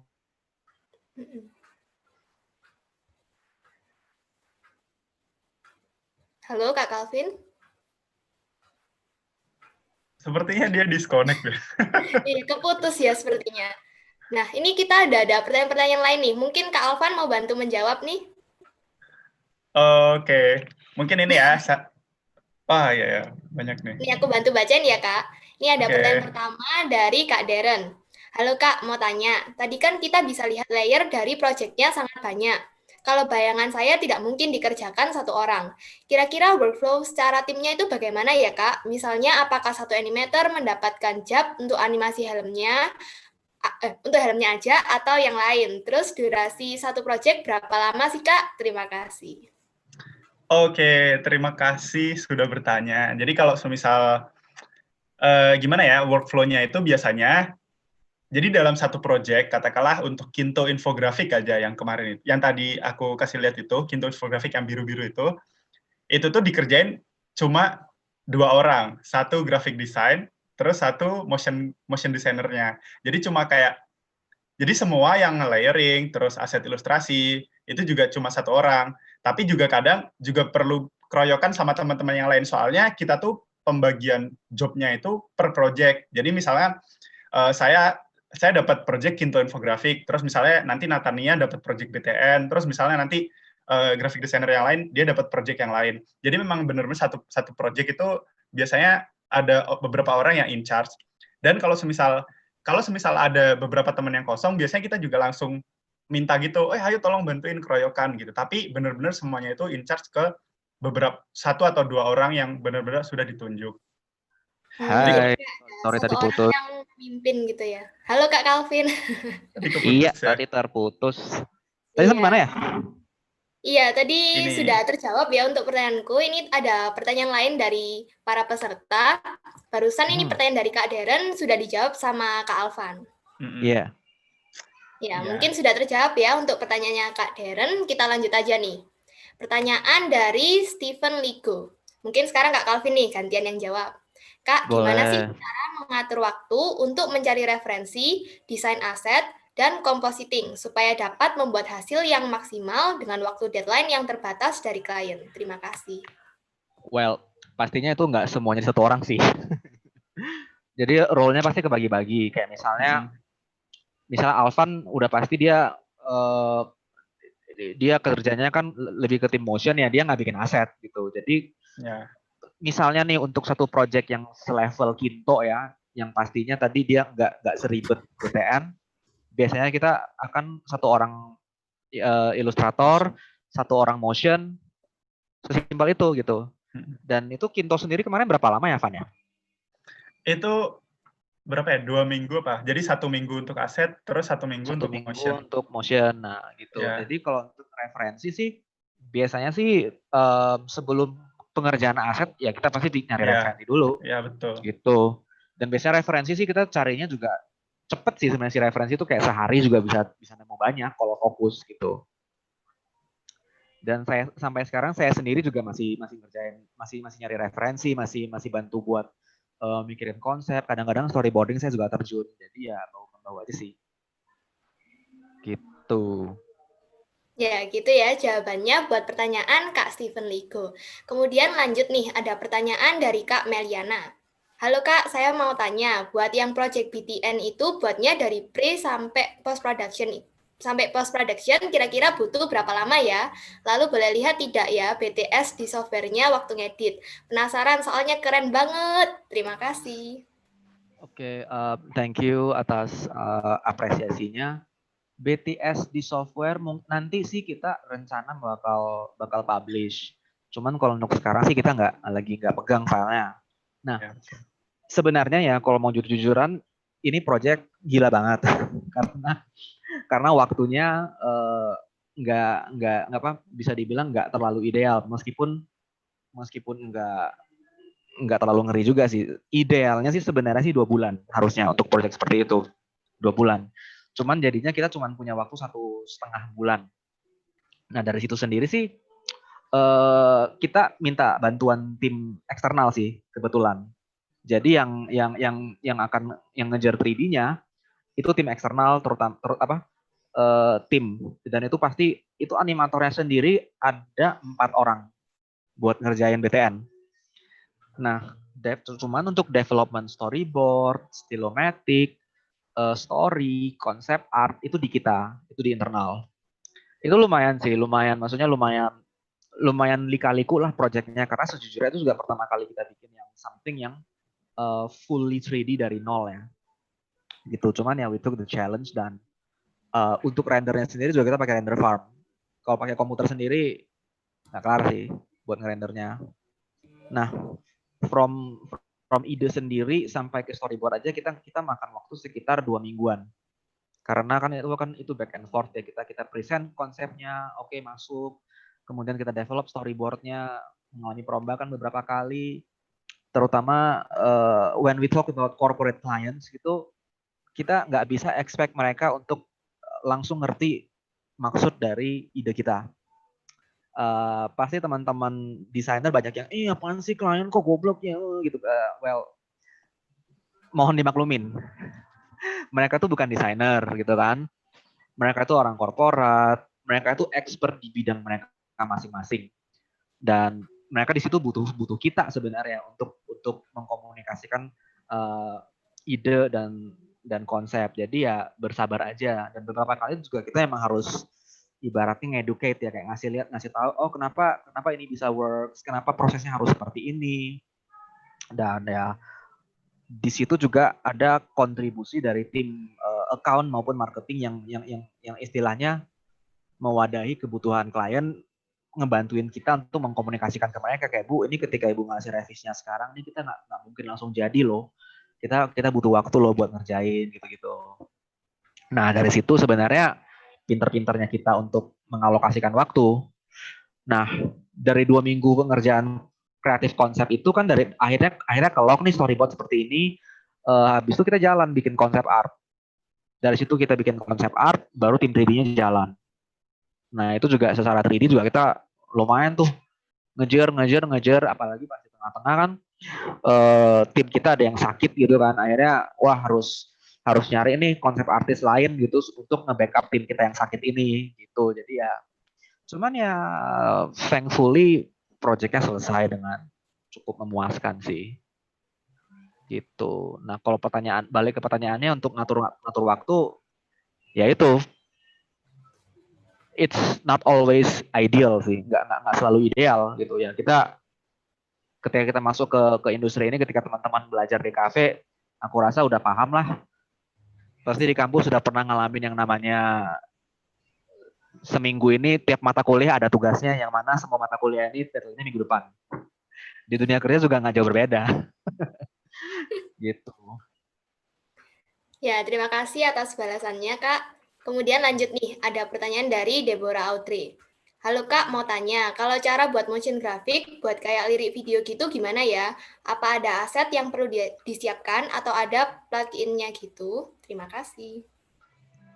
Well, nah lirik video ya, sebenarnya lirik video itu kan satu for a lack of a better word, kan satu genre ya. Tekniknya sendiri kan macam-macam. Ada lirik video yang heavy banget di tipografi. Ya, well obviously hal yang paling penting yang harus kamu siapin sebenarnya adalah timing. Nah, disitulah poin dari stylomatic tadi itu perlu. Jadi kamu bikin dulu nih kasarnya gitu, cut-cutnya gitu. Ketika pakai lagu apa gitu, lagu A, kemudian kamu siapin breakdown per liriknya. Oh, kesalahan yang paling sering dibuat oleh orang-orang yang bikin lirik video adalah nggak ada waktu untuk ngebaca liriknya. Jadi sikat aja gitu, orang nggak sempat baca liriknya, udah hilang gitu. Jadi harus dipikirin gitu, attention span orang yang nonton. Apalagi kalau lagu-lagu tertentu yang liriknya cepat banget. Jadi pertimbangannya sebenarnya yang paling penting adalah keterbacaan.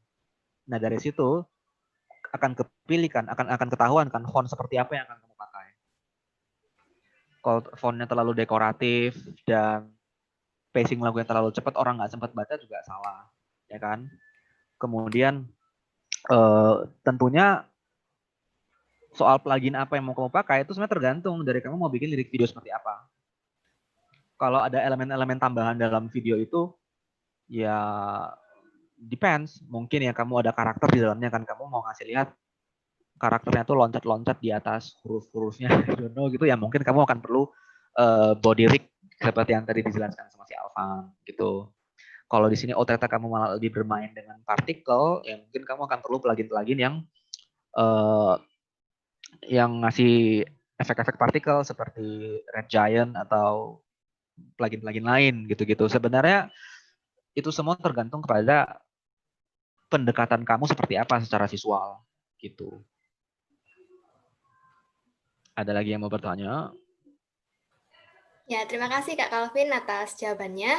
Mungkin sudah terjawab ya untuk Kak Deborah. Nah, ditunggu nih teman-teman pertanyaan-pertanyaan lainnya. Mungkin sambil menunggu teman-teman di sini memikirkan pertanyaan yang lain nih. Aku mau tanya dulu lagi nih. Nah, aku mau tanya Kak, sejauh ini pernah ada nggak sih kayak referensi dari model asli gitu untuk karakter-karakter karya-karya kakak? Misalnya kayak tadi yang Bukalapak, kan itu karakternya menurutku ekspresif banget kan. Nah, itu apa ada model langsungnya atau gimana? Pertanyaan yang sangat bagus. Nah, dalam beberapa project, contohnya kayak Bukalapak, kemudian kita juga lagi ada ngerjain project buat es krim ya, namanya Feast. Kemudian kita juga dulu pernah bikin buat Gojek, buat Go Safety. Nah, untuk movement tertentu, animasi-animasi tertentu yang ribet, itu kita pasti akan bikin animation reference. Jadi ya misalnya ada gerakan orang makan es krim. Ya mungkin lagi yang ada di kantor saat itu katakanlah misalnya si Alvan tuh tolong bikinin dong kayak referensi orang makan es krim. Jadi ya Alvan akan mungkin ngambil es krim, dia akan coba makan es krim sambil direkam sama temennya. Dan terutama untuk yang Bukalapak, itu dari awal sampai akhir, itu semuanya ada referensinya. Jadi semua tim kita itu memperagakan. Yang naik sepeda itu ngeperagain naik sepeda. Meskipun sepedanya nggak ada, jadi cuma kayak gitu-gitu doang. Terus untuk yang main game juga benar-benar di videoin ada tim kita yang lagi kayak. Jadi itu benar-benar perlu referensi karena akan mempermudah tim buat ngerjain juga sih gitu. Kalau nggak kan it's much easier kalau mereka itu punya point of reference instead of cuma pakai imajinasi doang gitu. Karena animator sendiri juga sebenarnya banyak yang nyontek. Buat bikin walk cycle mereka nyontek gitu-gitu. Well, if it works gitu loh. Sama kayak kalau programmer tuh sering ambil kode dari Stack Overflow atau dari Google gitu-gitu. Ya kan yang penting kan efisien. Salah satu poin yang aku sering ajarkan kepada teman-teman adalah ketika bikin storyboard, itu it's really fine kalau kamu itu jiplak. Karena storyboard itu sendiri kan bukan artwork buat kita publish ya, tapi lebih kayak panduan gitu loh. Jadi oke, kamu mau buka Shutterstock atau buka screenshot dari film, kamu jiplak karena memang kamu pengen ngasih lihat adegannya seperti itu, nggak apa-apa. Itu sama sekali nggak melanggar hak cipta, karena kan tujuannya kan cuma sebagai guidance doang gitu loh. And it's much more efficient kan secara proses gitu. Jadi nggak apa-apa nyontek selama dimodifikasi gitu ya Kak? Okay. Karena sebenarnya even the greatest artist itu nyontek, cuman kan bukan. Sorry Kak, suaranya hilang. Oh, iya karena even seniman-seniman besar juga mereka itu dalam tanda kutip nyontek ya, tapi sebenarnya mereka mengambil mempelajari sesuatu yang sudah ada, tapi mereka modify menjadi punya mereka. Ya mungkin teman-teman yang nonton filmnya Christopher Nolan misalnya, di film Inception sendiri kan ada beberapa adegan yang sebenarnya sudah ada sebelumnya di film anime Jepang judulnya Paprika. Apakah itu plagiat? Nah, I don't know. Karena filmnya sendiri ceritanya nggak sama. Cuman memang ada beberapa adegan yang mirip. Nah, kembali lagi, it's not about salah atau enggak kita pakai referensi, cuman apa yang kita lakukan dengan referensi itu yang sebenarnya menentukan benar salahnya tindakan kita. Gitu. Oke, makasih Kak atas jawabannya. Nah, kita masih tunggu lagi nih bagi teman-teman yang mungkin mau bertanya. Kita masih memberi waktu buat kalian bertanya di kolom chat. Ayo, jangan malu-malu. Atau mungkin kalau ada yang mau buka mic nih juga boleh langsung bertanya. Iya, langsung ngobrol aja, nggak apa-apa. Ya, santai aja, nggak usah tegang-tegang. Nah, ini muncul nih pertanyaan dari William Reynaldo. Halo Kak, untuk transisinya yang iklan Kinto tadi, itu caranya kayak gimana ya pindah scene satu ke scene lainnya? Apakah pakai plugin atau gimana ya Kak? Masih kurang paham soalnya. Hehehe, boleh ditunjukkan sebentar tidak ya? Terima kasih Kak. Iya, ini saya serahkan kepada Bung Alvan. Oke, terima kasih sudah bertanya ya. Oke, sebentar ya, aku buka dulu project-nya. Itu tuh sebenarnya kita nggak pakai plugin, jadi tuh kita cuma kayak dari awal memang harus udah ke plan gitu, scene-scene mana aja yang nanti memungkinkan kita untuk dijadiin transisi, kayak semisal oke, aku langsung aja ke share screen ya.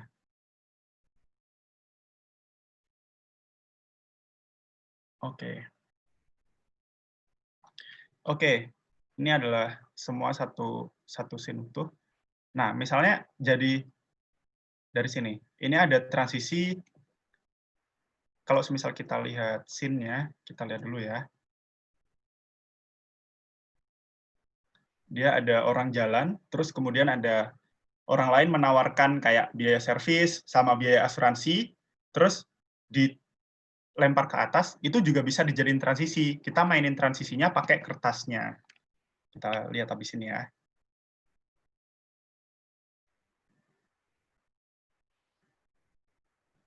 Sorry, ini agak lambat. Nah. Oke. Dari sini, ini udah bisa jadi transisi. Nah, gimana caranya kita bisa punya ide untuk, oh ini baiknya di transisi, ini baiknya enggak deh, kayaknya ini cut aja, atau ini baiknya di transisi. Itu tuh benar-benar dari awal itu sudah ke plan, dari awal storyboard, terus habis itu pembuatan aset, itu tuh semuanya sudah di plan dulu. Untuk misalnya, nanti storyboard-nya, ini ada orang nawarin biaya servis sama asuransi. Nah, baiknya tuh mereka kayak ngelempar biaya servisnya, terus nanti ada kertas jatuh.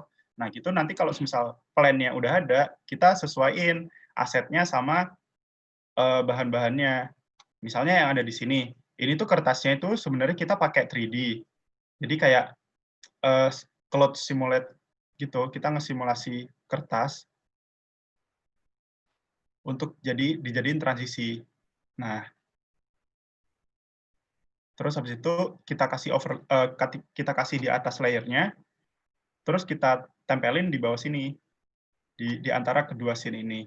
Oke, misal scene-nya adalah dari frame ini ya. Nah, kalau semisal nggak ada kertasnya, ini tuh jadinya cuma kayak gini. Kita tuh dipotong seperti itu. Motongnya kayak gitu. Terus kita tutupin sama sama kertas. Nah, jadi sebenarnya kayak sulap-sulapan aja sih sebenarnya. Iya, betul. Itu sama kertas. Terus habis itu di belakang nanti ada lagi scene-scene yang bisa jadi transisi lagi, misalnya kayak di scene mobil tadi. Misalnya dari orang ini, dari 3 orang di zoom out menjadi mereka itu ada di dalam satu handphone. Ini juga sudah di-plan sebelumnya. Jadi benar-benar dari planning itu kita bisa tahu treatment-treatmentnya, terus habis itu kita bisa tahu plugin-plugin apa aja yang bisa dipakai. Kalau misal dari sini ke zoom out ini nggak pakai plugin, ini cuma kayak main masking, terus scale, sama posisi, sama rotasi aja. Tuh, gitu.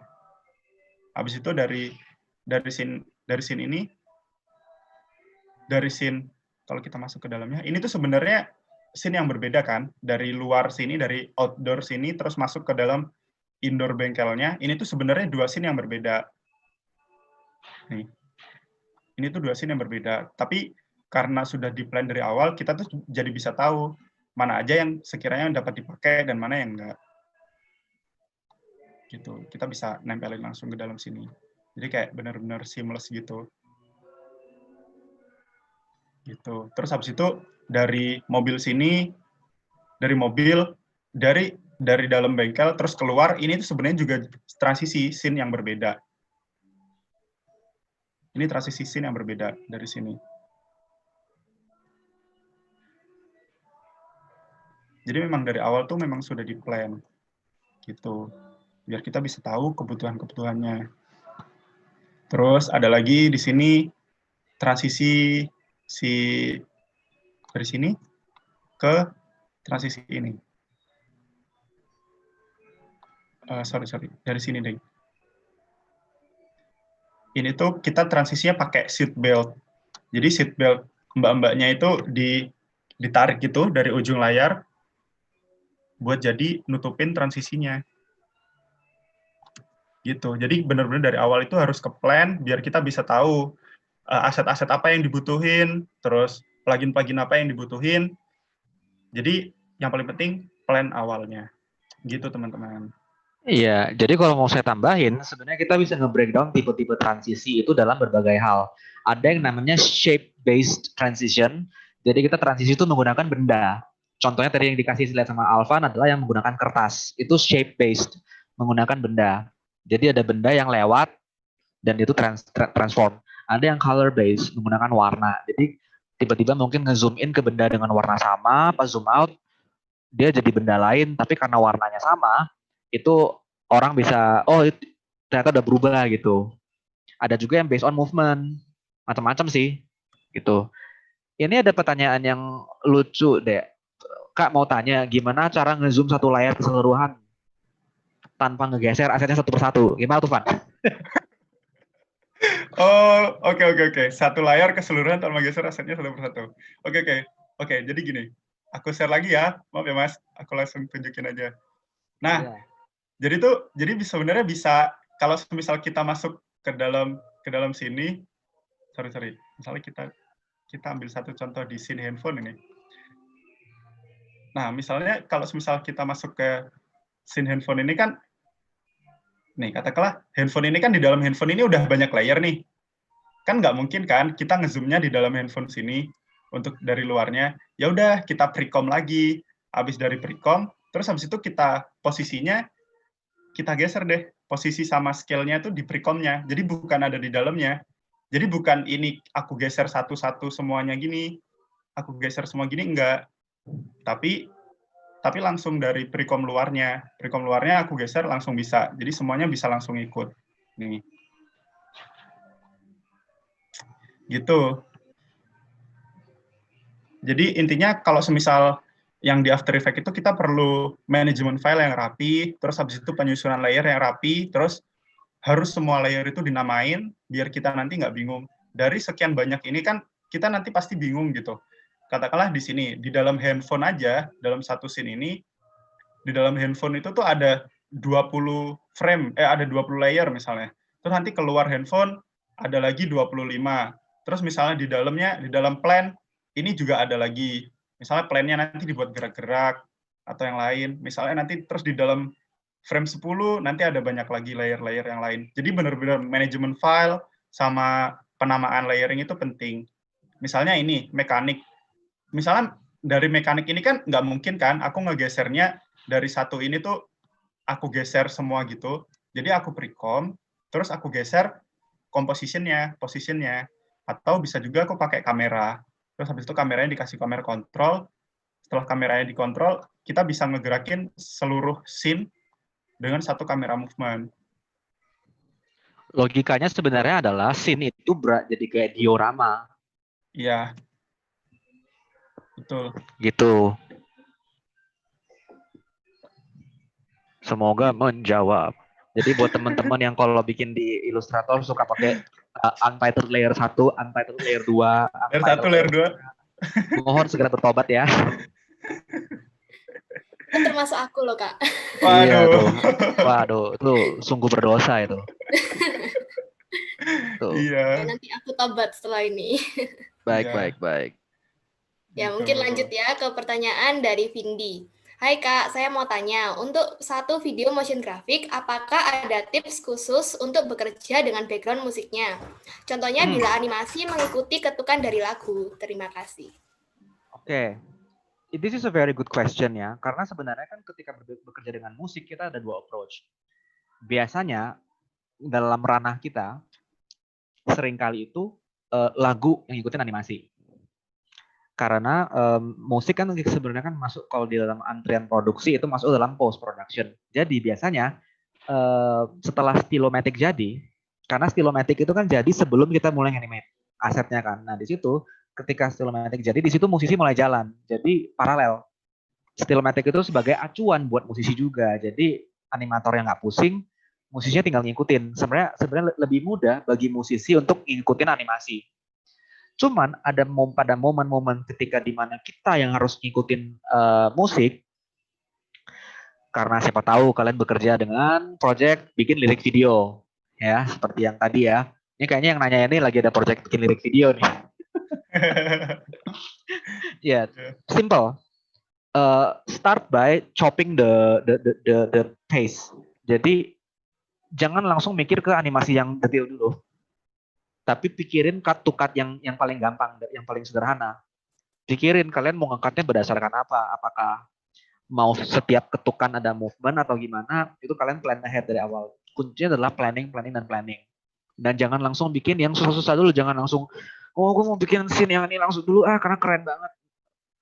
Start yang general dulu sih.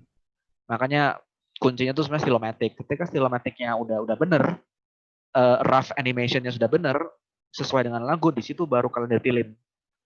Karena kalau nggak kayak gitu, nanti kalian bakal kejebak bikin beberapa poin itu, beberapa scene itu ribet banget, tapi di scene lain jelek, katakanlah gitu. Itu biasa kalau yang secara pengalaman belum banyak, seringkali kejebak dalam hal seperti itu sih. Gitu. Ya. Ya, mungkin sudah menjawab ya pertanyaan dari Kak Vindi. Hai teman-teman, masih ada waktu nih yang mau bertanya, bisa langsung bertanya. Ayo. Silahkan.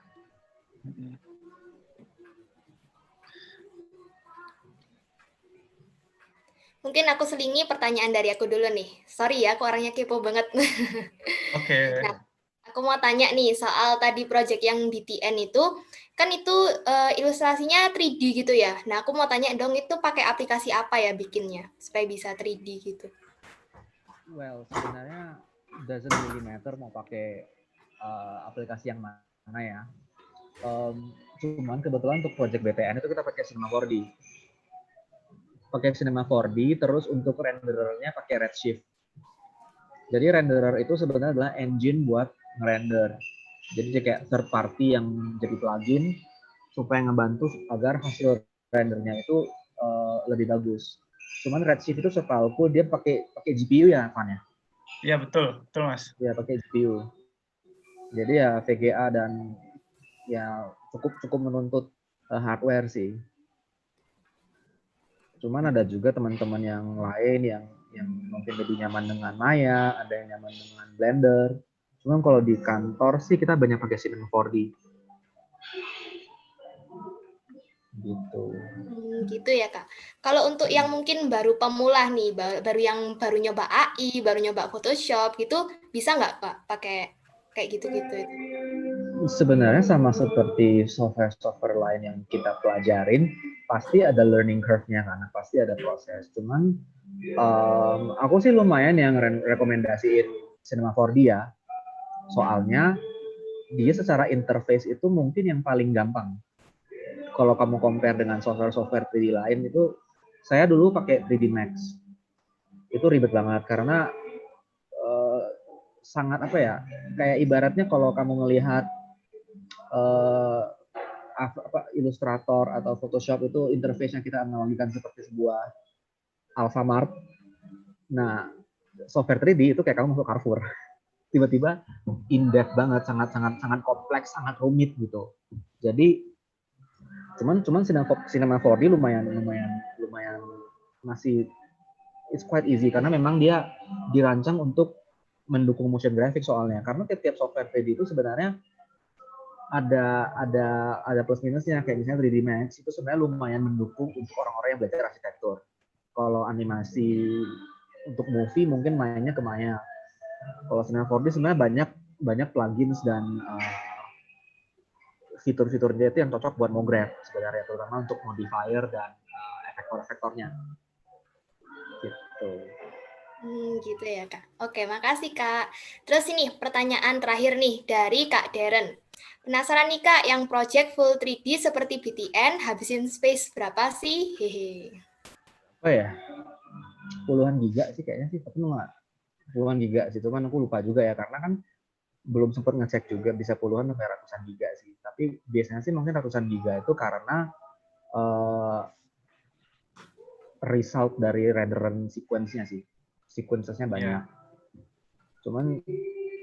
Cuman sebenarnya untuk 3D-3D-an gitu, hasilnya tuh nggak banyak-banyak amat space-nya. Yang benar-benar makan space banyak, itu kalau kita ngerjain syuting. Itu bisa sampai ratusan giga. Kalau 3D mungkin masih puluhan giga lah. Tapi kalau yang udah masuk ke kayak syutingan, itu rush tuh maksudnya hasil syutingannya. Kan kita kan nggak mungkin cuma nge-take sekali habis itu oke, fine, bye gitu. Cuma pasti udah coba, belum lagi kalau talentnya mungkin nggak bagus kayak atau mungkin perlu waktu untuk acting gitu-gitu, kan take-nya berkali-kali ya. Satu clip aja kalau kita pakai format yang lumayan high definition, satu clip aja bisa 1 giga atau ratusan MB ya. Imagine kalau kita syutingnya 3 hari gitu misalnya. 3 hari itu bisa makan satu hard disk sendiri gitu. Jadi yang makan banyak space itu sebenarnya syuting. Terima kasih jawabannya Kak Calvin. Nah, teman-teman, jadi sesi Q&A kita kali ini diakhiri dari pertanyaan Kak Darren tadi. Semoga teman-teman di sini sudah lebih mengenal lagi ya dan mengerti lagi mengenai proses kerja motion graphic. Nah, teman-teman, nggak kerasa nih kita sudah berada di penghujung acara kita kali ini. Nah, aku mau mengingatkan teman-teman lagi nih, supaya teman-teman nggak lupa untuk mengisi pretest, beserta post-test dan juga angket eval. Nah, untuk post-test dan angket eval, dapatkan lihat linknya di slide PPT berikut. Atau mungkin kalian juga bisa langsung menekan linknya yang tertera di kolom chat. Nah, teman-teman, untuk post-test bisa diperhatikan ya, karena di situ nanti akan ada kode voucher dari Liver & Co sebesar 10% untuk pembelian all item. Untuk pembelian dapatkan lakukan di Shopee dan Tokopedia sampai 6 September 2020. Jadi bagi teman-teman di sini nih yang mungkin lagi cari art supplies atau mungkin alat tulis, nah bisa langsung kunjungi tokonya Liver & Co di Shopee dan Tokopedia dan gunakan voucher ini sampai 6 September 2020. Kemudian untuk angket eval, nanti bagi kalian nih 5 orang yang beruntung akan memperoleh voucher dari Bantex. Jadi jangan lupa ya teman-teman untuk diisi ketiganya, mulai dari pretest, post-test, serta angket eval. Karena 3 hal tersebut juga merupakan hal wajib supaya teman-teman di sini bisa memperoleh sertifikat online yang nantinya dapat kalian tukar dengan KP kalian. Kemudian ada tambahan lagi nih teman-teman, supaya kalian nggak ketinggalan keseruan acara Adiwarna yang lain. Nanti ini pada jam 5 sore WIB, akan ada bedah karya dengan judul Show Don't Tell. Kemudian besok yang merupakan hari terakhir dari Adiwarna, akan ada talk show ketiga dengan judul Into the Unknown pada jam 15.30 WIB. Kemudian malamnya acara Adiwarna akan ditutup dengan awarding night pada pukul 6 malam WIB. Jadi waktu-waktunya bisa dicatat teman-teman, supaya kalian nggak ketinggalan keseruan Adiwarna yang lain. Nah, kemudian untuk menutup acara kita hari ini, kita mau mengadakan sesi foto nih buat kenang-kenangan. Jadi bagi teman-teman di sini mungkin bisa dibantu nyalakan kameranya dong, biar kita bisa foto bareng. Ya, ayo dibuka teman-teman kameranya. Kemudian untuk dokumentasi mungkin bisa dibantu dari operator.